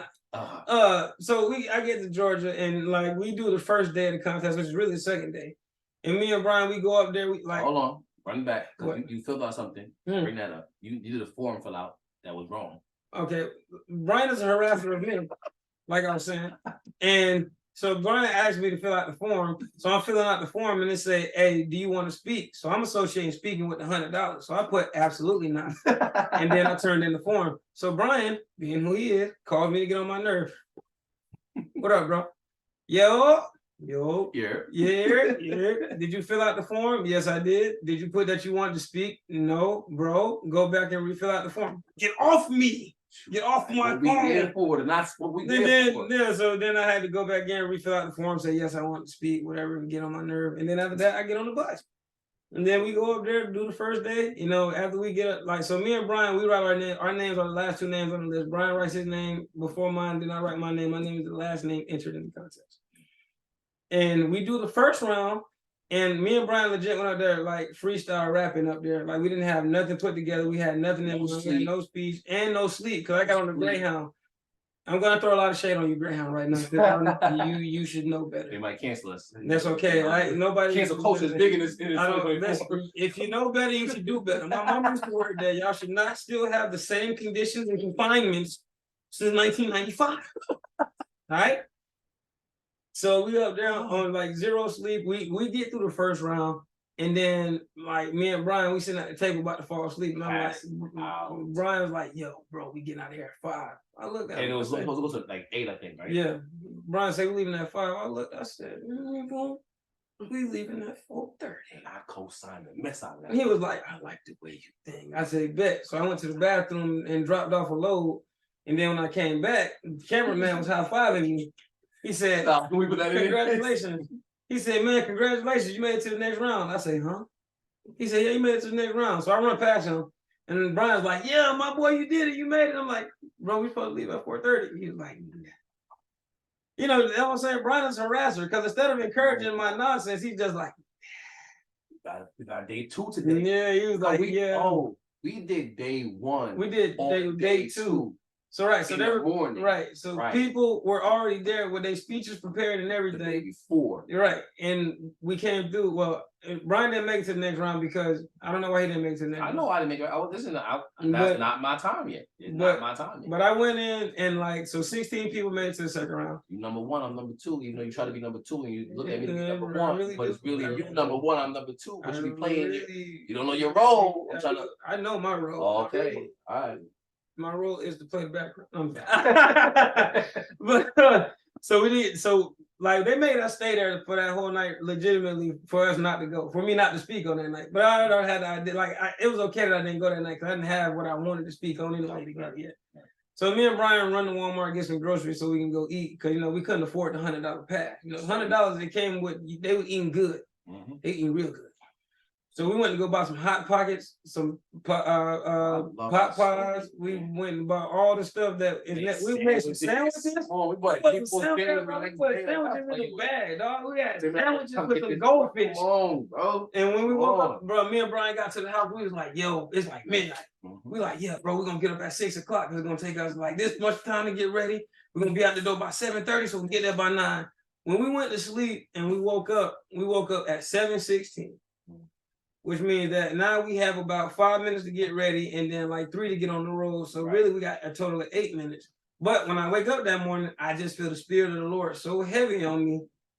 And like Brian, like, where we at right now, I'm in the room across from where this room is. And I wake up and I'm standing in the doorway. I say, bro, I cannot tell you why, but I feel like God gonna show out today. And from there, I put on my 3-piece suit because, I was feeling very bishop-ish. I was like, today is the day. I'm looking through the Bible, looking for a Bible scripture to read, can't find a Bible scripture. So then me and Brian get in the car. He's like, yo, bro, I got a meeting this morning at 10 o'clock. Read this book, read the last part of the chapter so that way I can know what to talk about on the call. I'm like, all right, cool. So then I open the book. It's the 23rd Psalm. The Shepherd's View on the 23rd Psalm. And I'm reading the end of the chapter, but it's like the 7 points that's sticking out. And the first point says, love God best and others above self. After that, I'm on fire. I'm every single TV preacher every single evangelist you ever met. I'm your pastor, your auntie pastor, and your granddad pastor at the same time in the front seat of that car. Because we had that thing rocking. So I go up there, I'm on fire. I'm like Elijah on Mount Carmel. And then, I'm ready to body everybody. Then they say, DeShawn, you're going to go first. I got scared immediately. I was like, no, absolutely not. It cannot be. No, Lord, this is not what I came here for. I came to go second or third at least. At least I got to get somebody. Hold on, pause. Who went first? DeShawn. Man, y'all better stop with this. Who number 1? No, I need to hear it. I couldn't hear you before. Who number 1? I'm sorry. I had to go first. So we get to the end of the story. My bad. Okay, so you're trying to wait till you get to the end of the story. Right. So I want to go second or third. Right. I want to be second or third. Okay. So then when they called my name, I went from being Elijah on Mount Carmel to Elijah when Jezebel said, I'm going to do the same thing that you did to them. And I ran away. So I was like, yeah, you know what? But then, everybody kept telling me to breathe. I'm sitting there trying to woosah everything. I'm forgetting everything. And then Danella looked at me as I'm picking my word out the basket of chaos. She's like, breathe. Breathe. I wasn't even there for that. You was not. I know. And as soon as she handed me the microphone, I became myself again. And I got on that stage and I destroyed every single bit of whatever was going on. Like, I was even trying to tell the people to be quiet. They were clapping for me because I was like, wait, I'm not done. Like, I need y'all to stop. Like, I need to get all this off because these people thought I was a thug. They didn't know what I had going on. Right. So I was in there getting off. So then the people were like when Margie jumped up, she's like, DeShawn, I really wish I could tell you what you could do better, but I cannot. You killed it. So we waited through that whole day all the way to the end. And then we had this motivational speaker dream killers. We had a lady that came out there that destroyed motivational speaker dream. I put it like that. And I was like, dang, I really hope that she go home because I don't want her to judge at all. I just wish that, whoever gonna be the judge, anybody can judge me as long as it's not her. And then they announced who the last 6 people in the contest was. It was me and 5 women, right? So as we as we come to the conclusion, I went outside after they announced my name. I went and told my granddad, please pray for me. Because I already prayed this morning, but I want to win the contest, right? So we go outside and pray. Brian out there eating my donut sticks. I'm not gonna donut sticks. I bought them specifically for me. And I said I would try some. But yeah, but you wanted the goldfish. I wanted the donut sticks. Goldfishes. Right, right. I love the donut sticks. That's what I wanted. But anyway, so I walked back inside. I'm not really mad at him at that point because I'm like, bro, I gotta go win the contest, but I'm still gonna remember this. That's why I'm bringing it up right now. This happened in October. And now it's January 6th, 2024. This happened October 21st, 2023, that Brian ate my donut sticks. But I just wanted to say all that to say that we got up in there and the order had switched. So instead of going like the second, I went fifth. And guess who was my judge? The motivational speaker killer, Dream Killer. So I was like, oh Lord, I can't believe I got stuck with who I didn't want to get stuck with. I went up there and I had this beautiful speech prepared in my brain that I thought I was gonna say and completely forgot. But I knew I couldn't stop talking because if I would have stopped talking, it was over with. So I'm sitting there and I'm freestyling. I'm telling them that I look fly, I look good. I really don't know what I'm saying. I was going up. Yeah, I didn't even understand how people was relating to that. Was fire. I was like, how did people connect to that speech? I have no idea because I had no dots connected. So when Suzanne gets up to give me my judgment, she says, I have no idea what you were saying while you was up there. I was like, Lord, I know what you were granddad. That was legit what you said. I have no idea what you were saying. I have no idea what you said. I thought it was over. Yeah, me too. I was like, because remember, like everybody before me, they was getting killed. Like, and that was they wasn't even getting killed by the motivational dream killers. They were getting killed by the nice people. The nice people was killing them. Yeah, you cursy too much. You were too cute. It's too soft spoken. I really didn't connect to the story. I was like, dang. They was, but it was needed though. Yeah, it was needed. Yeah, it was good criticism. So then when she said, I really don't know what you were saying while you was up there. I ain't gonna lie, I died a little bit on the inside. Me too. Dang. I was like, we done came all this way, Lord. And then she was like, but I don't care. I was like, what? Right. That's what I was like, oh. I was like, oh, you don't care? Shit, I was like, oh, shoot, we might. You gonna talk about that in a minute. Because, listen, everybody got killed. So then, like, I get off the stage, and the last lady that goes, she's the sweetest lady on earth. They killed her, too. So I'm the only one that legit didn't have no speech prepared. My speech was all over the place. It was god-awful, in my opinion, because the second speech was the best speech I did. I didn't see it. Right. You'll be all right, though. When they send us the footage, though, you got to watch that. That job, hey, the three-piece was fire. The three-piece was fire, boy. Chip talking. Anyway. So I'm sitting there like, all of the women got killed. I'm the only dude up there, and I'm sitting there like, I thought that woman was going to destroy me, but she was like, I don't care.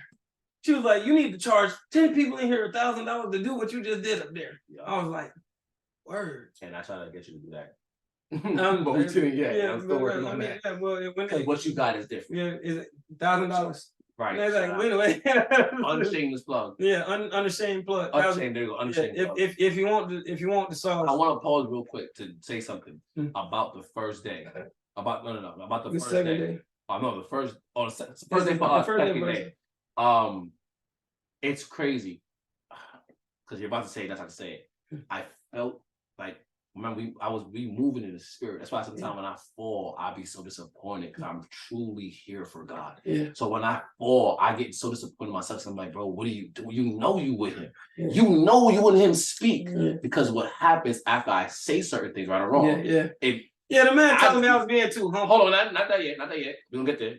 Because that's coming right now. You'll let you have that. You being too the first day, our first day, second day, remember, I was the second to last. You was the last name. What people don't know was I didn't even care to speak. Yeah. When I was about to go up, you weren't in the room. Yeah.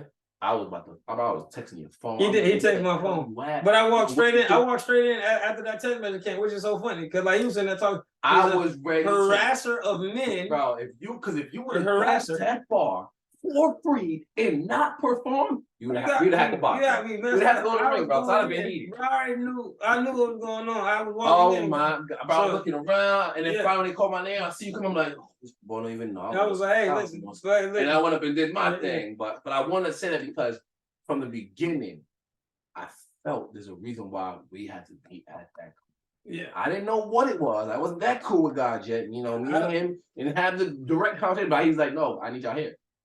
And there's a reason for it. Right. And then the crazy thing is, so we get to the end of the contest, they start announcing the third place winner. They announce the second place winner. Come on. I'm like, why didn't they call my name? Hold on. Like, Hold on. Go before that. Are you talking about Too Humble? Did I say that before you did your last speech or after you did your last speech? When I was Too Humble? Yeah. Before the last speech. It was before the last speech, right? Yeah, talking you're too humble. And you went ham on that third speech. Oh no, the thing that happened, I had to make sure I delivered though, because what I did was I wrote my name, I put my number in Margie's phone, and I put DeShawn Williams and then visibility winner before we got to the third round. The name of the contest. Yeah, it's visibility is the name of the contest. But and then when we got to the end of the contest, it called third, second place. Then you go look at the video, bro. Maggie is just looking at me like at this, like, and in first place, I think everybody would be proud. You know, Margie, first of all, shout out to Margie. Even though Margie is a judge in the contest, she legit didn't care about nobody else. She legit came out there during the break and prayed for me, prayed with us. Almost on, yeah, we're going to go to the Lord about DeShawn. Yeah. I was like, Margie, there's like 5 other people in the contest. Like, you can't be out here picking. She was like, yeah, no, I don't care about them. Like, I know who I'm like, really, I'm rooting for you. Like, everybody else is okay. But, you know, I like you. I like you a lot. And so when they say DeShawn Williams, I'm like, so I won the contest, and then like with the money that I won, I was able to pay to go to retreat, because I did want to go to retreat when I first heard about it, because I didn't have money to do it, and then paid to go to the retreat, and I met, you know, Mr. AJ right here, and you know what I'm saying, we be locked in, you know. Yeah. Yeah, man. Like like I said, I've been knew from the beginning that you were gonna win this whole thing, and I'm grateful that it happened. Now, the reason I wanted to bring that story up is because I want them to see how God maneuvers in people's lives. You had no way of getting there. Now, before that, there were sponsors, right? I got sponsored. You were the last. I think you won the last. I was the last. Praise God, how Ty Carter for sponsors. I was like, y'all ain't no sponsor, bro. Because I'm to the retreats. I promise you, money was funny at the time. Bank accounts was talking different. I remember when they come on and said that they was, I think they was sponsoring like 5 people, then 3, because just Scooter was sponsoring somebody. Ty Carter. Ty did somebody and somebody else. I want to say it was it Crump? Might have been Crump. Could have been Crump. And it's crazy, I got on the line in the right amount of time to hear that message. And because I was like, I was at time from 6:30 a.m. until 10 o'clock, I was on the line. Because of the job I was doing allowed me to be on the phone. So I was listening to the prayer line, getting busy all the entire time. Certain things, when I went back to New York recently, I had to go under the tunnel. So an hour of my time went under the tunnel, so I couldn't listen in. I had to call back in. It got funny. But we getting back to it Monday, because we back here. And hey. I can maneuver differently. But so shout out. Also, I wanted to say that your story and how you got there, because that's powerful too. Yeah.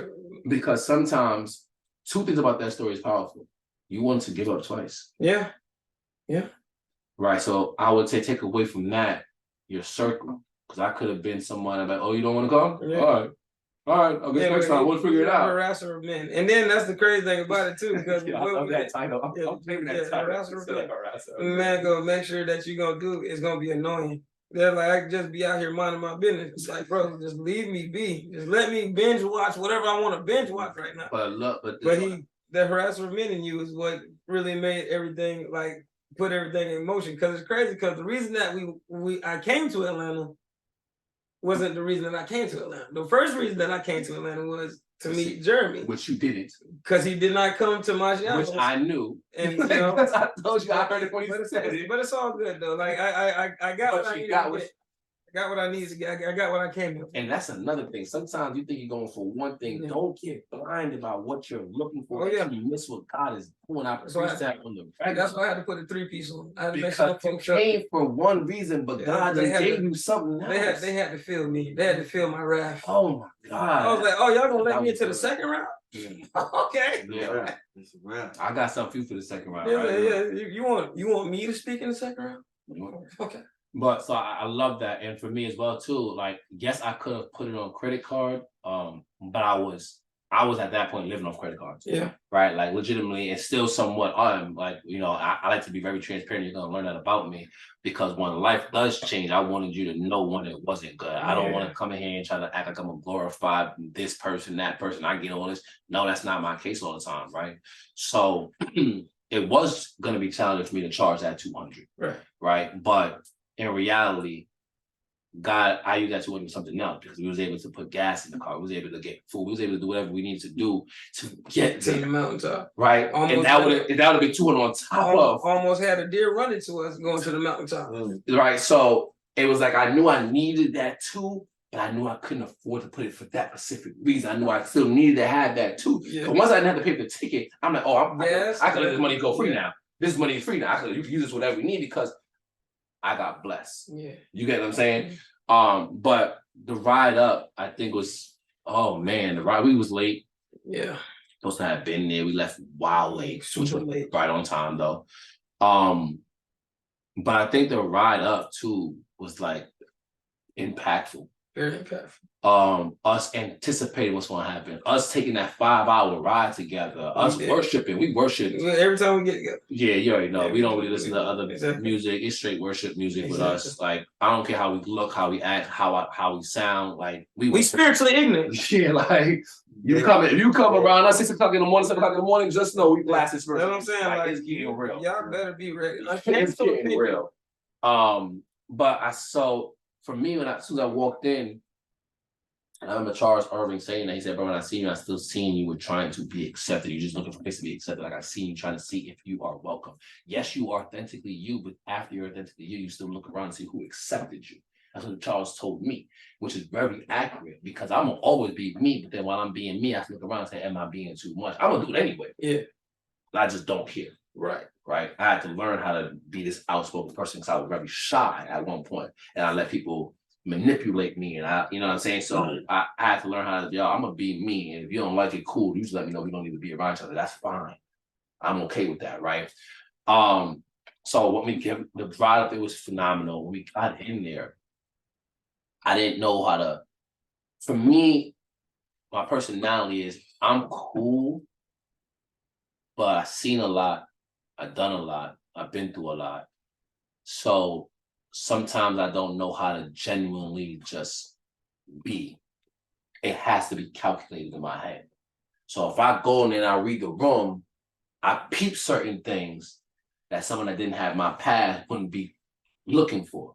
I remember telling my ex-girlfriend when I used to walk in New York City streets, I'm like, yo, you don't understand when you walk with me, you do something that bothered me because you're endangering me. She said, what are you talking about? I'm like, when you walk around see as a little girl. She was a little girl, I'm saying. Like she walks the mindset of, everything is all good. I'm a black man in the Bronx. Bro, I'm looking 3 blocks down to see what direction we walking into. But if I see people on the corner, we crossing the street real quick. We're not just gonna keep walking straight, we're crossing the corner. But I'm looking 3 blocks down, you're not doing that. You saying whatever you want, you doing whatever, not in a bad way, because you should be free like that. But you're not understanding that they're not gonna wash you, they're gonna beat me up. You get what I'm saying? So you could potentially, by just running in the store and doing something to gain the attention of this individuals, that could put me in danger. So me having that mindset and walking around for so long, when I get into rooms, me trying to unlearn that, it's still a part of me until it breaks free. So I'm walking around, I peep a couple of things, I'm like, okay. So everybody good? And it's like, yo, what do I say? How do I connect? Am I gonna be overthinking things? Am I gonna be able to be free? And when I say, that's why I say, shout out BK. BK came, man, shout out BK. Yeah, listen, man, BK, man, shout out BK. You just gotta. You gotta know, man. Bigger, man. To know BK is a level, man. That's all you get. We walked in, hey, you guys, hey, yo, eat. Yo, you got your Brian, come on, BK, what's up, bro? Yo, DeShawn, eat. It was like, and it's like, are you Brian Taylor? No, I'm DeShawn Williams. What's up, man? You trying to pick me up? You trying to pick you up? Yeah, he trying to pick me up. Oh my God. Man, BK with the one-on-one. Shout out to BK, bro. The whole mountaintop experience from EL, man. EL, bro. EL, man.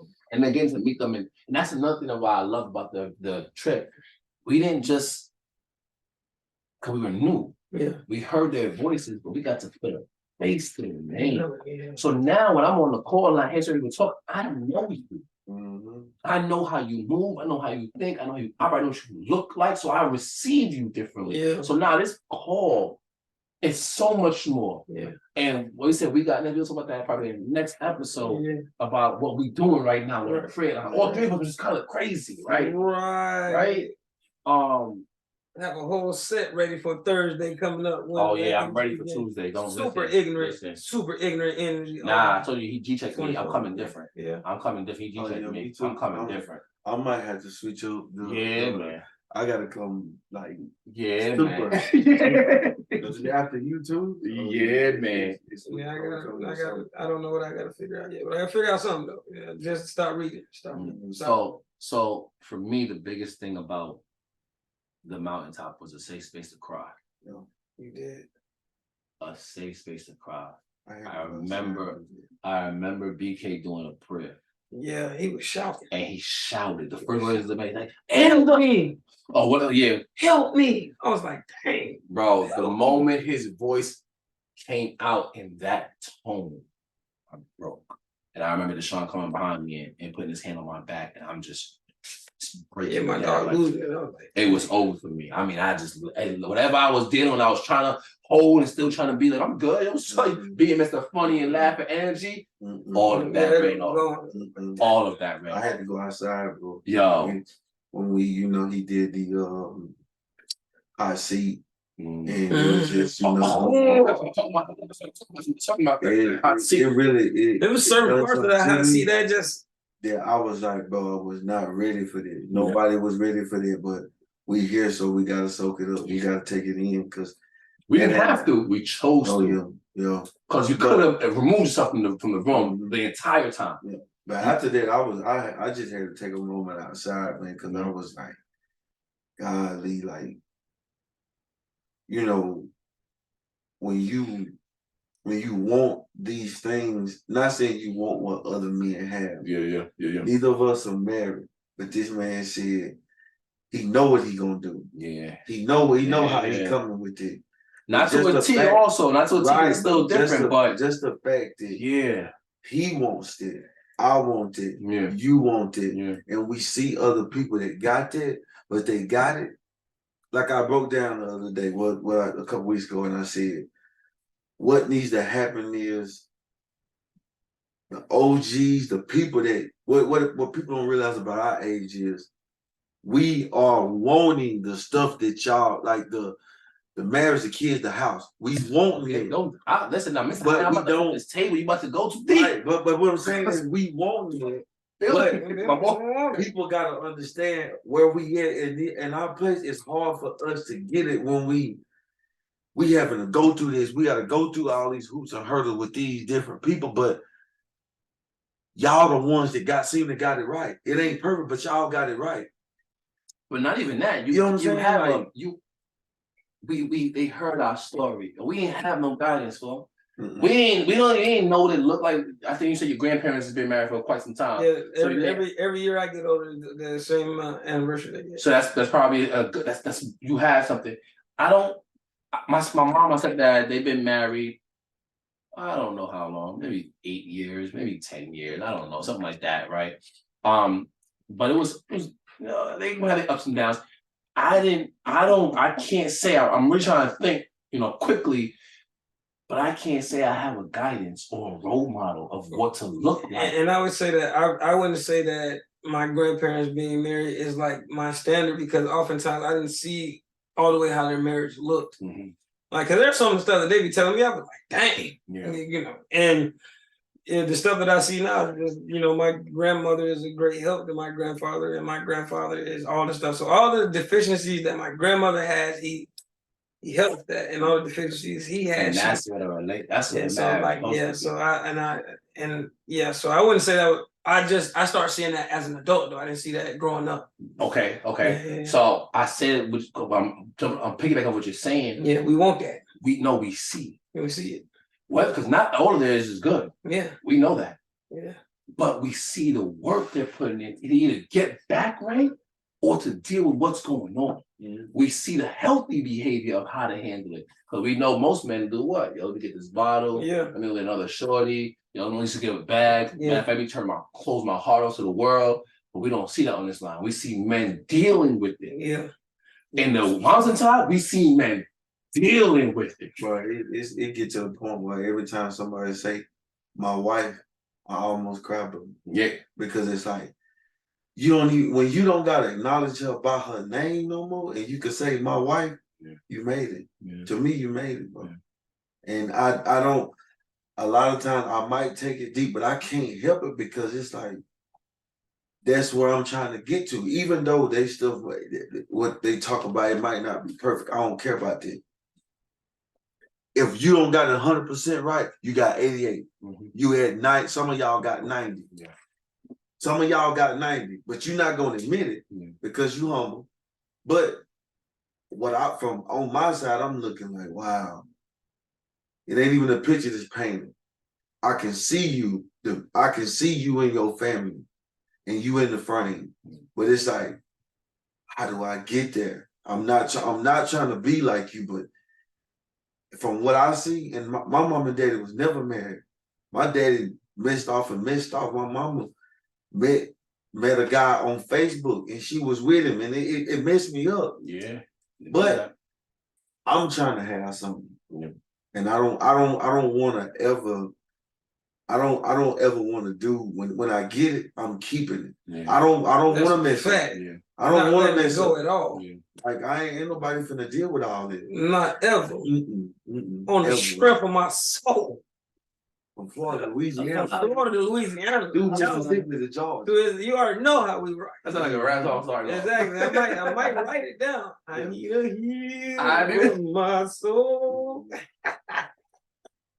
I get with y'all. Hey, real. But yeah, so for the beat, that was the highlight of it, man. And then the connections, because look what stemmed from it. And just because it was us three here speaking, we did make other connections. Yeah, we did. Brothers, we did. That I can really say my brothers. I could really, and I can't wait for me to see them again and see what life has done for them. And matter of fact, we just chopped it up. We just chopped it up with two of them. Us three, Lawrence, Tony. So we here, right? So man, that's what it was for me, and that's what the prayer line means to me. Fire. But what's your goal for 24? Well, not my personal goal, but what's the goal for this day? My goal for me, and I want all y'all different opinions, because again, that's why I love what we're doing here, because it's so interactive, but it's so layered. Right? It ain't just how I envision, how you envision, or how AJ envision it, or how we envision it. It could be, I want to do this today.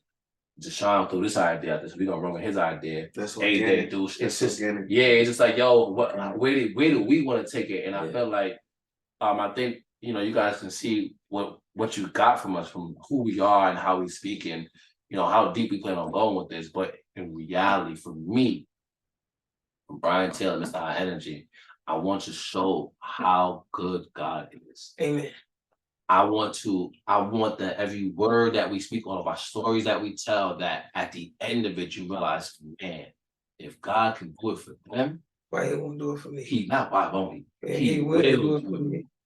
Right. So my goal with all of this is to just dive deep. We're gonna read some books, give some quotes, listen to some podcasts, talk about some motivational speakers. You're gonna, a lot's gonna come from 2024. I could say that. I already seen it. I feel it. Today was a definite confirmation on just my story of who I am. We may talk about that at some point. But today, which is crazy that we're doing, but today specifically, something snapped in me that said, "Are you ready to give up the past and come with me? Are you gonna take your position? You're gonna take your position, right?" So that's kind of what I see for 2024. Well, for me, I'm looking to definitely let y'all know what the word is saying. Like, to give y'all actually what the word is saying. I don't want to give you nothing to make you feel good. Like, I came to offend you in 2024. So y'all been spiritually fat for too long. They've been just feeding you this fluff and this stuff. And I can't take no more of it. So I want to make sure that we get you spiritually fit. I know a lot of y'all is physically fit, and that's fine. You need to be spiritually fit as well. You know what I'm saying?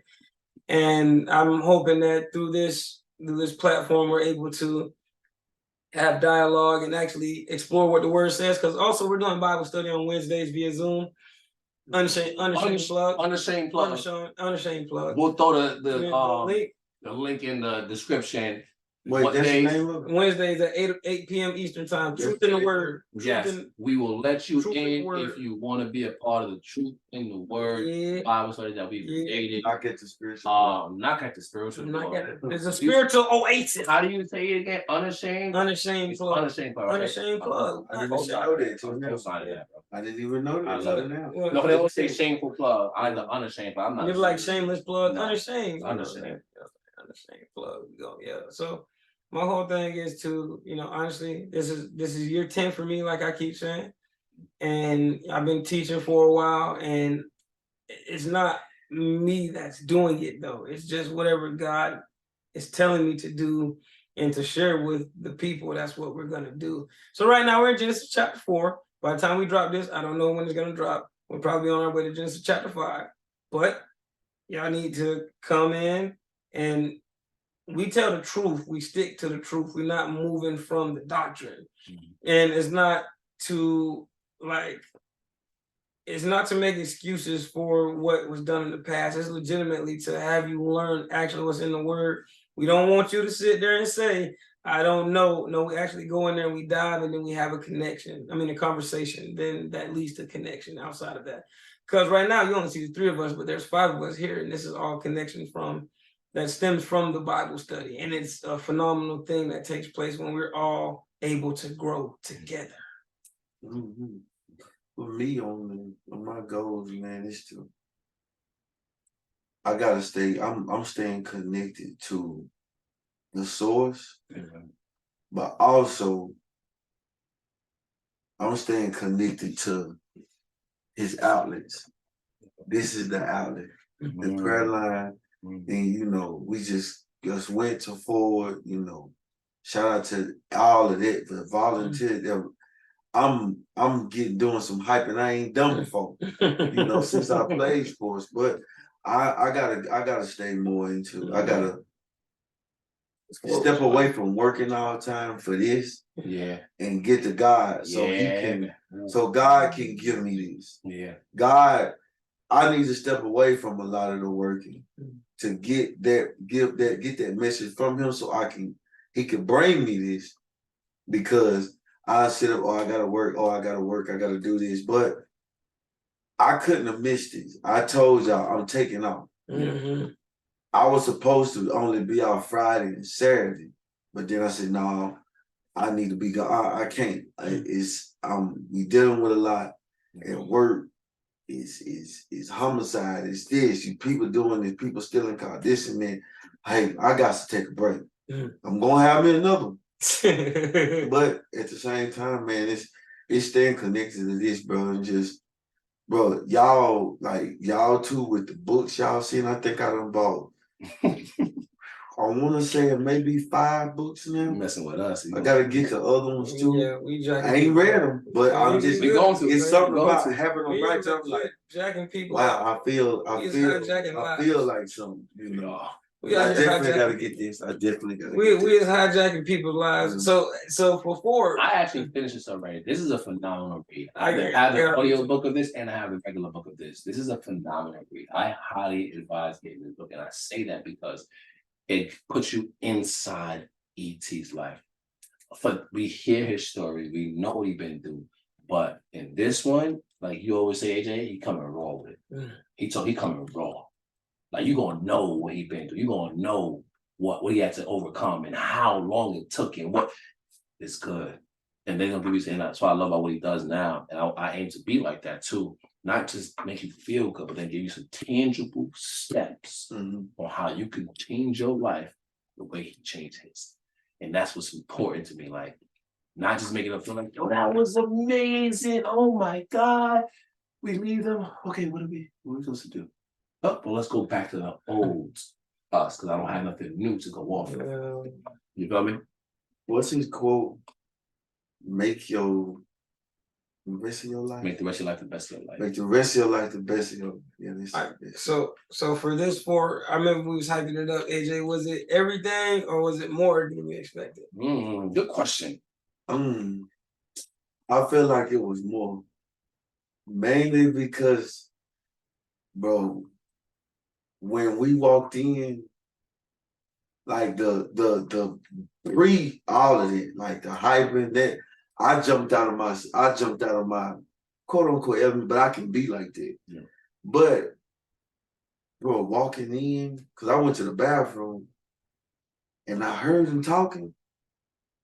I said, Brian, that's him. That's him. That's crazy. You know, and it was like I got you know, we was there, heard everything, and then afterwards I'm volunteering and serving.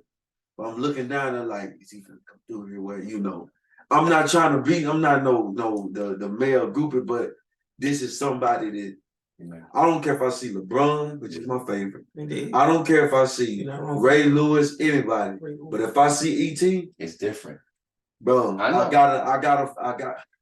And he understands me all the time. I was looking for a picture, and the guy gave him the phone, but he got the picture where he gave me a hug. Like I reached in like to take him. He brought me in like as a hug. I'm like, okay, he deal with a lot of people, but did you tell him that you was on the prayer line? It happened real quick. It happened real quick, yeah. And I said that because I don't know if we mentioned it, but he started. Yeah, he started. Yeah. 20 years ago.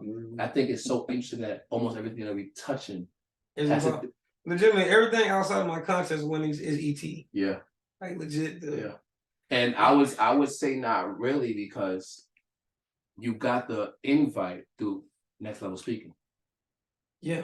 Because we know about the invite based off of Next Level Speaking's chat.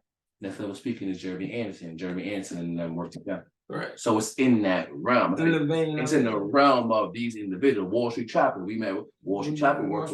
Right. So we know it just happened to I mean everybody that know anybody and everybody know, hey, oh, wait a minute. So, what is God doing? So for me, this forward is on my second forward, but it's been the best one because one, I love to do the things I love with the people I love. Amen. Amen. So it's always better to do it when, you know, it was a song one time by the prophet Aubrey.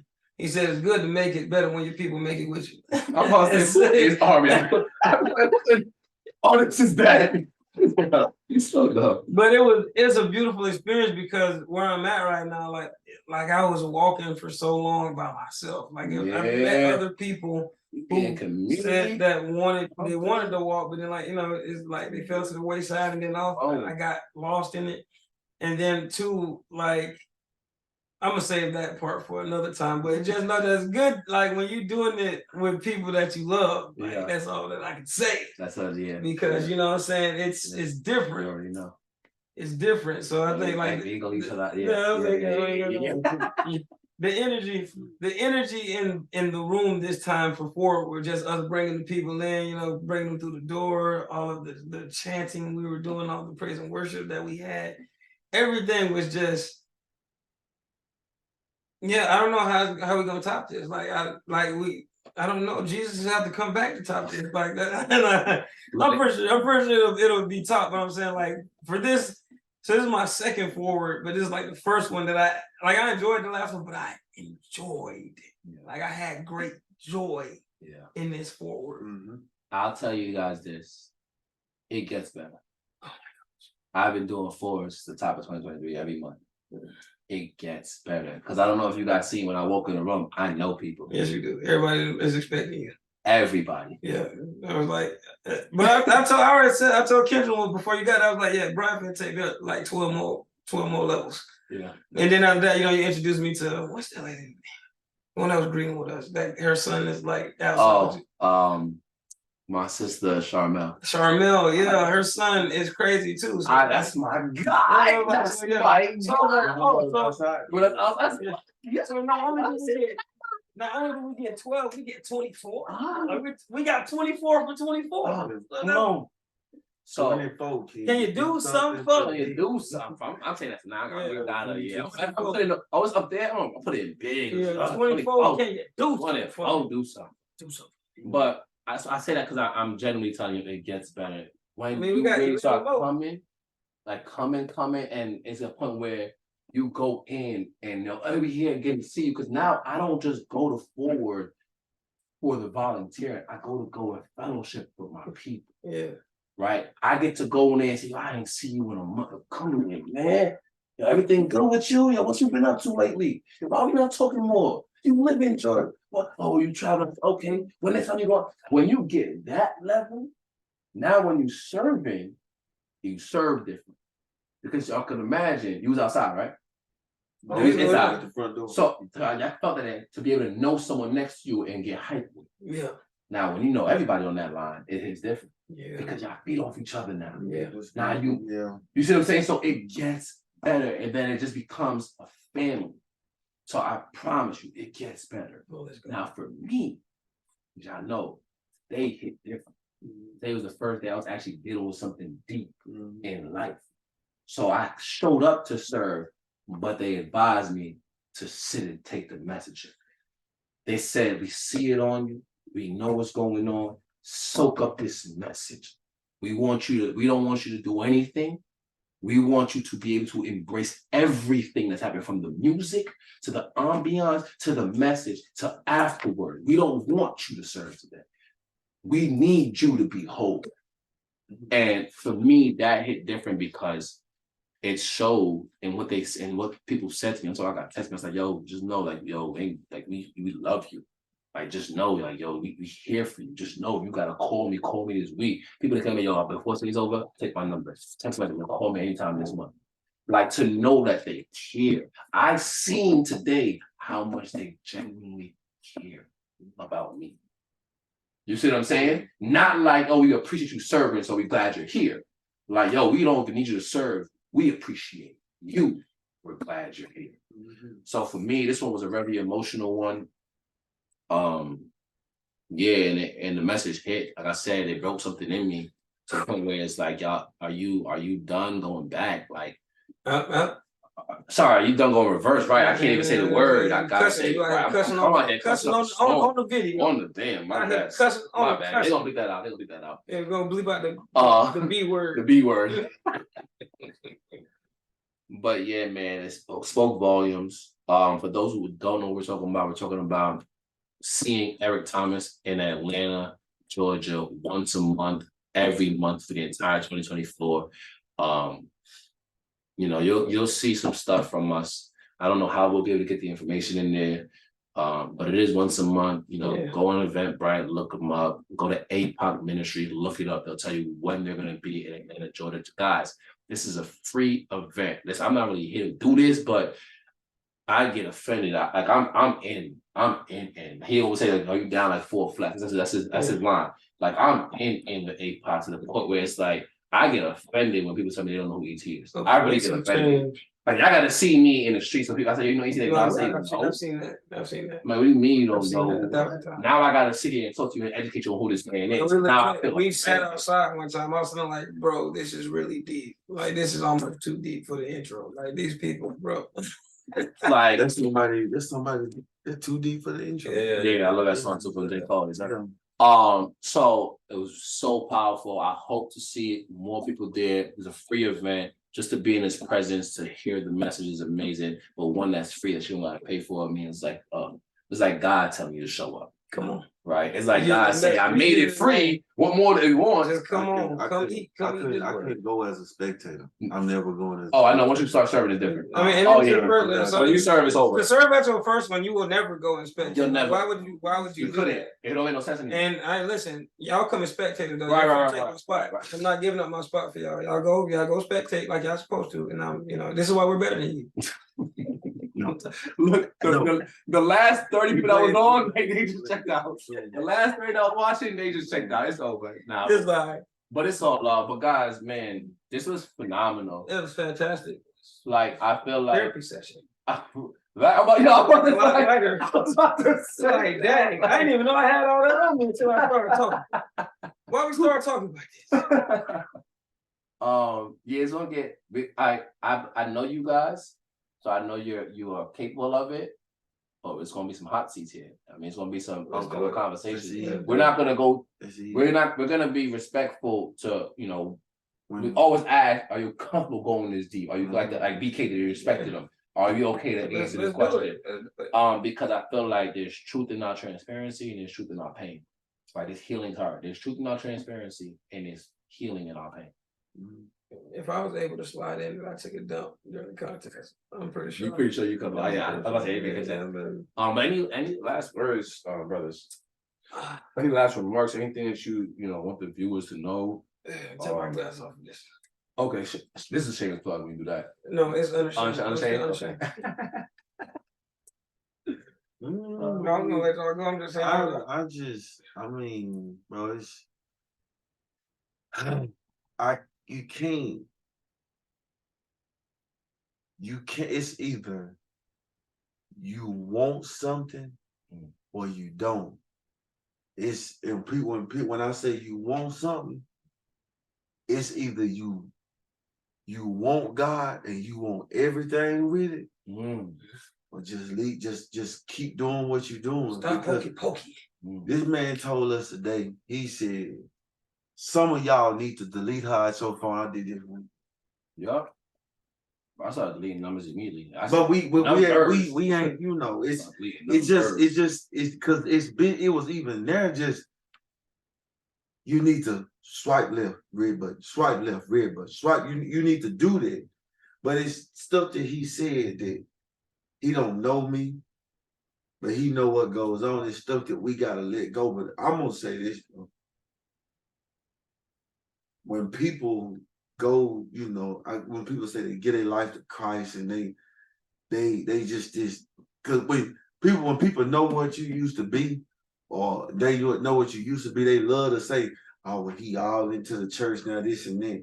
But you say that's not like what I'm supposed to do. Right, that's the thing to do. I'm saying this for myself. That's the only way I'm gonna go forward. It's by going in. That's the only way. That's the only way, bro. That's what I got. And this what starts it. This what starts it. We're gonna close out. I'm gonna go first. Go ahead. I would say in 2024, if you do not want to have the same results as 2023, you have to change something. What I would advise to change is your circle and the information you consume. So if you know your circle ain't Israel, cut them. It is time to go. You deserve better. You are made for better. God loves you and he wants to give you better. So if you know that you're not moving with the right crowd, you'll find a new group. We found each other last year, a couple of months ago, and look where we are now. We couldn't have done this with just anybody. You have to find the right people to be able to do this with. So find your people and see what can happen for you. I would also say, mindful of what you consume. Yeah. Not just food, what you watch, what you hear. I really don't listen to secular music like that. I don't listen to curse words like that. I'm moving different. Because when I used to be in New York, I used to get high. And I used to get drunk to take the 2 train or the 4 train or the 5 train to get where I'm going. And it's 45 minutes. I had to be drunk. But I couldn't be around. I had social anxiety. So I had to be drunk to calm the nerves. And then I had to zone the world out because there's too many people in New York. For those who have never been, so many people in New York City. So I got to zone out the world. And now I'm listening to all the music that's not good. I'm going to get money by selling this and F that, this person, and we shoot them with the in our face. And how do you think I was moving listening to that? Just like that. Oh, yeah, I was saying that faithfully out my mouth loud on the train in front of people like, yo, y'all hear what I'm saying? Meaning y'all know what time it is if y'all run up on. Because I'm saying it out loud so you can know who I am. But that's because that's what I was listening to, right? So change what you listen to. I advise y'all to watch this. We about to come with some heat. That's not a shameful plug. Like, I'm not just saying listen. Unashamed. I'm trying to get viewers. I really feel like we about to go wax deep into really break it down to you. But you heard us drop a few names, right? A few movies: Jesus Revolution, Secrets of Success Podcast, Eric Thomas, right? A-Pop Ministry, things like that.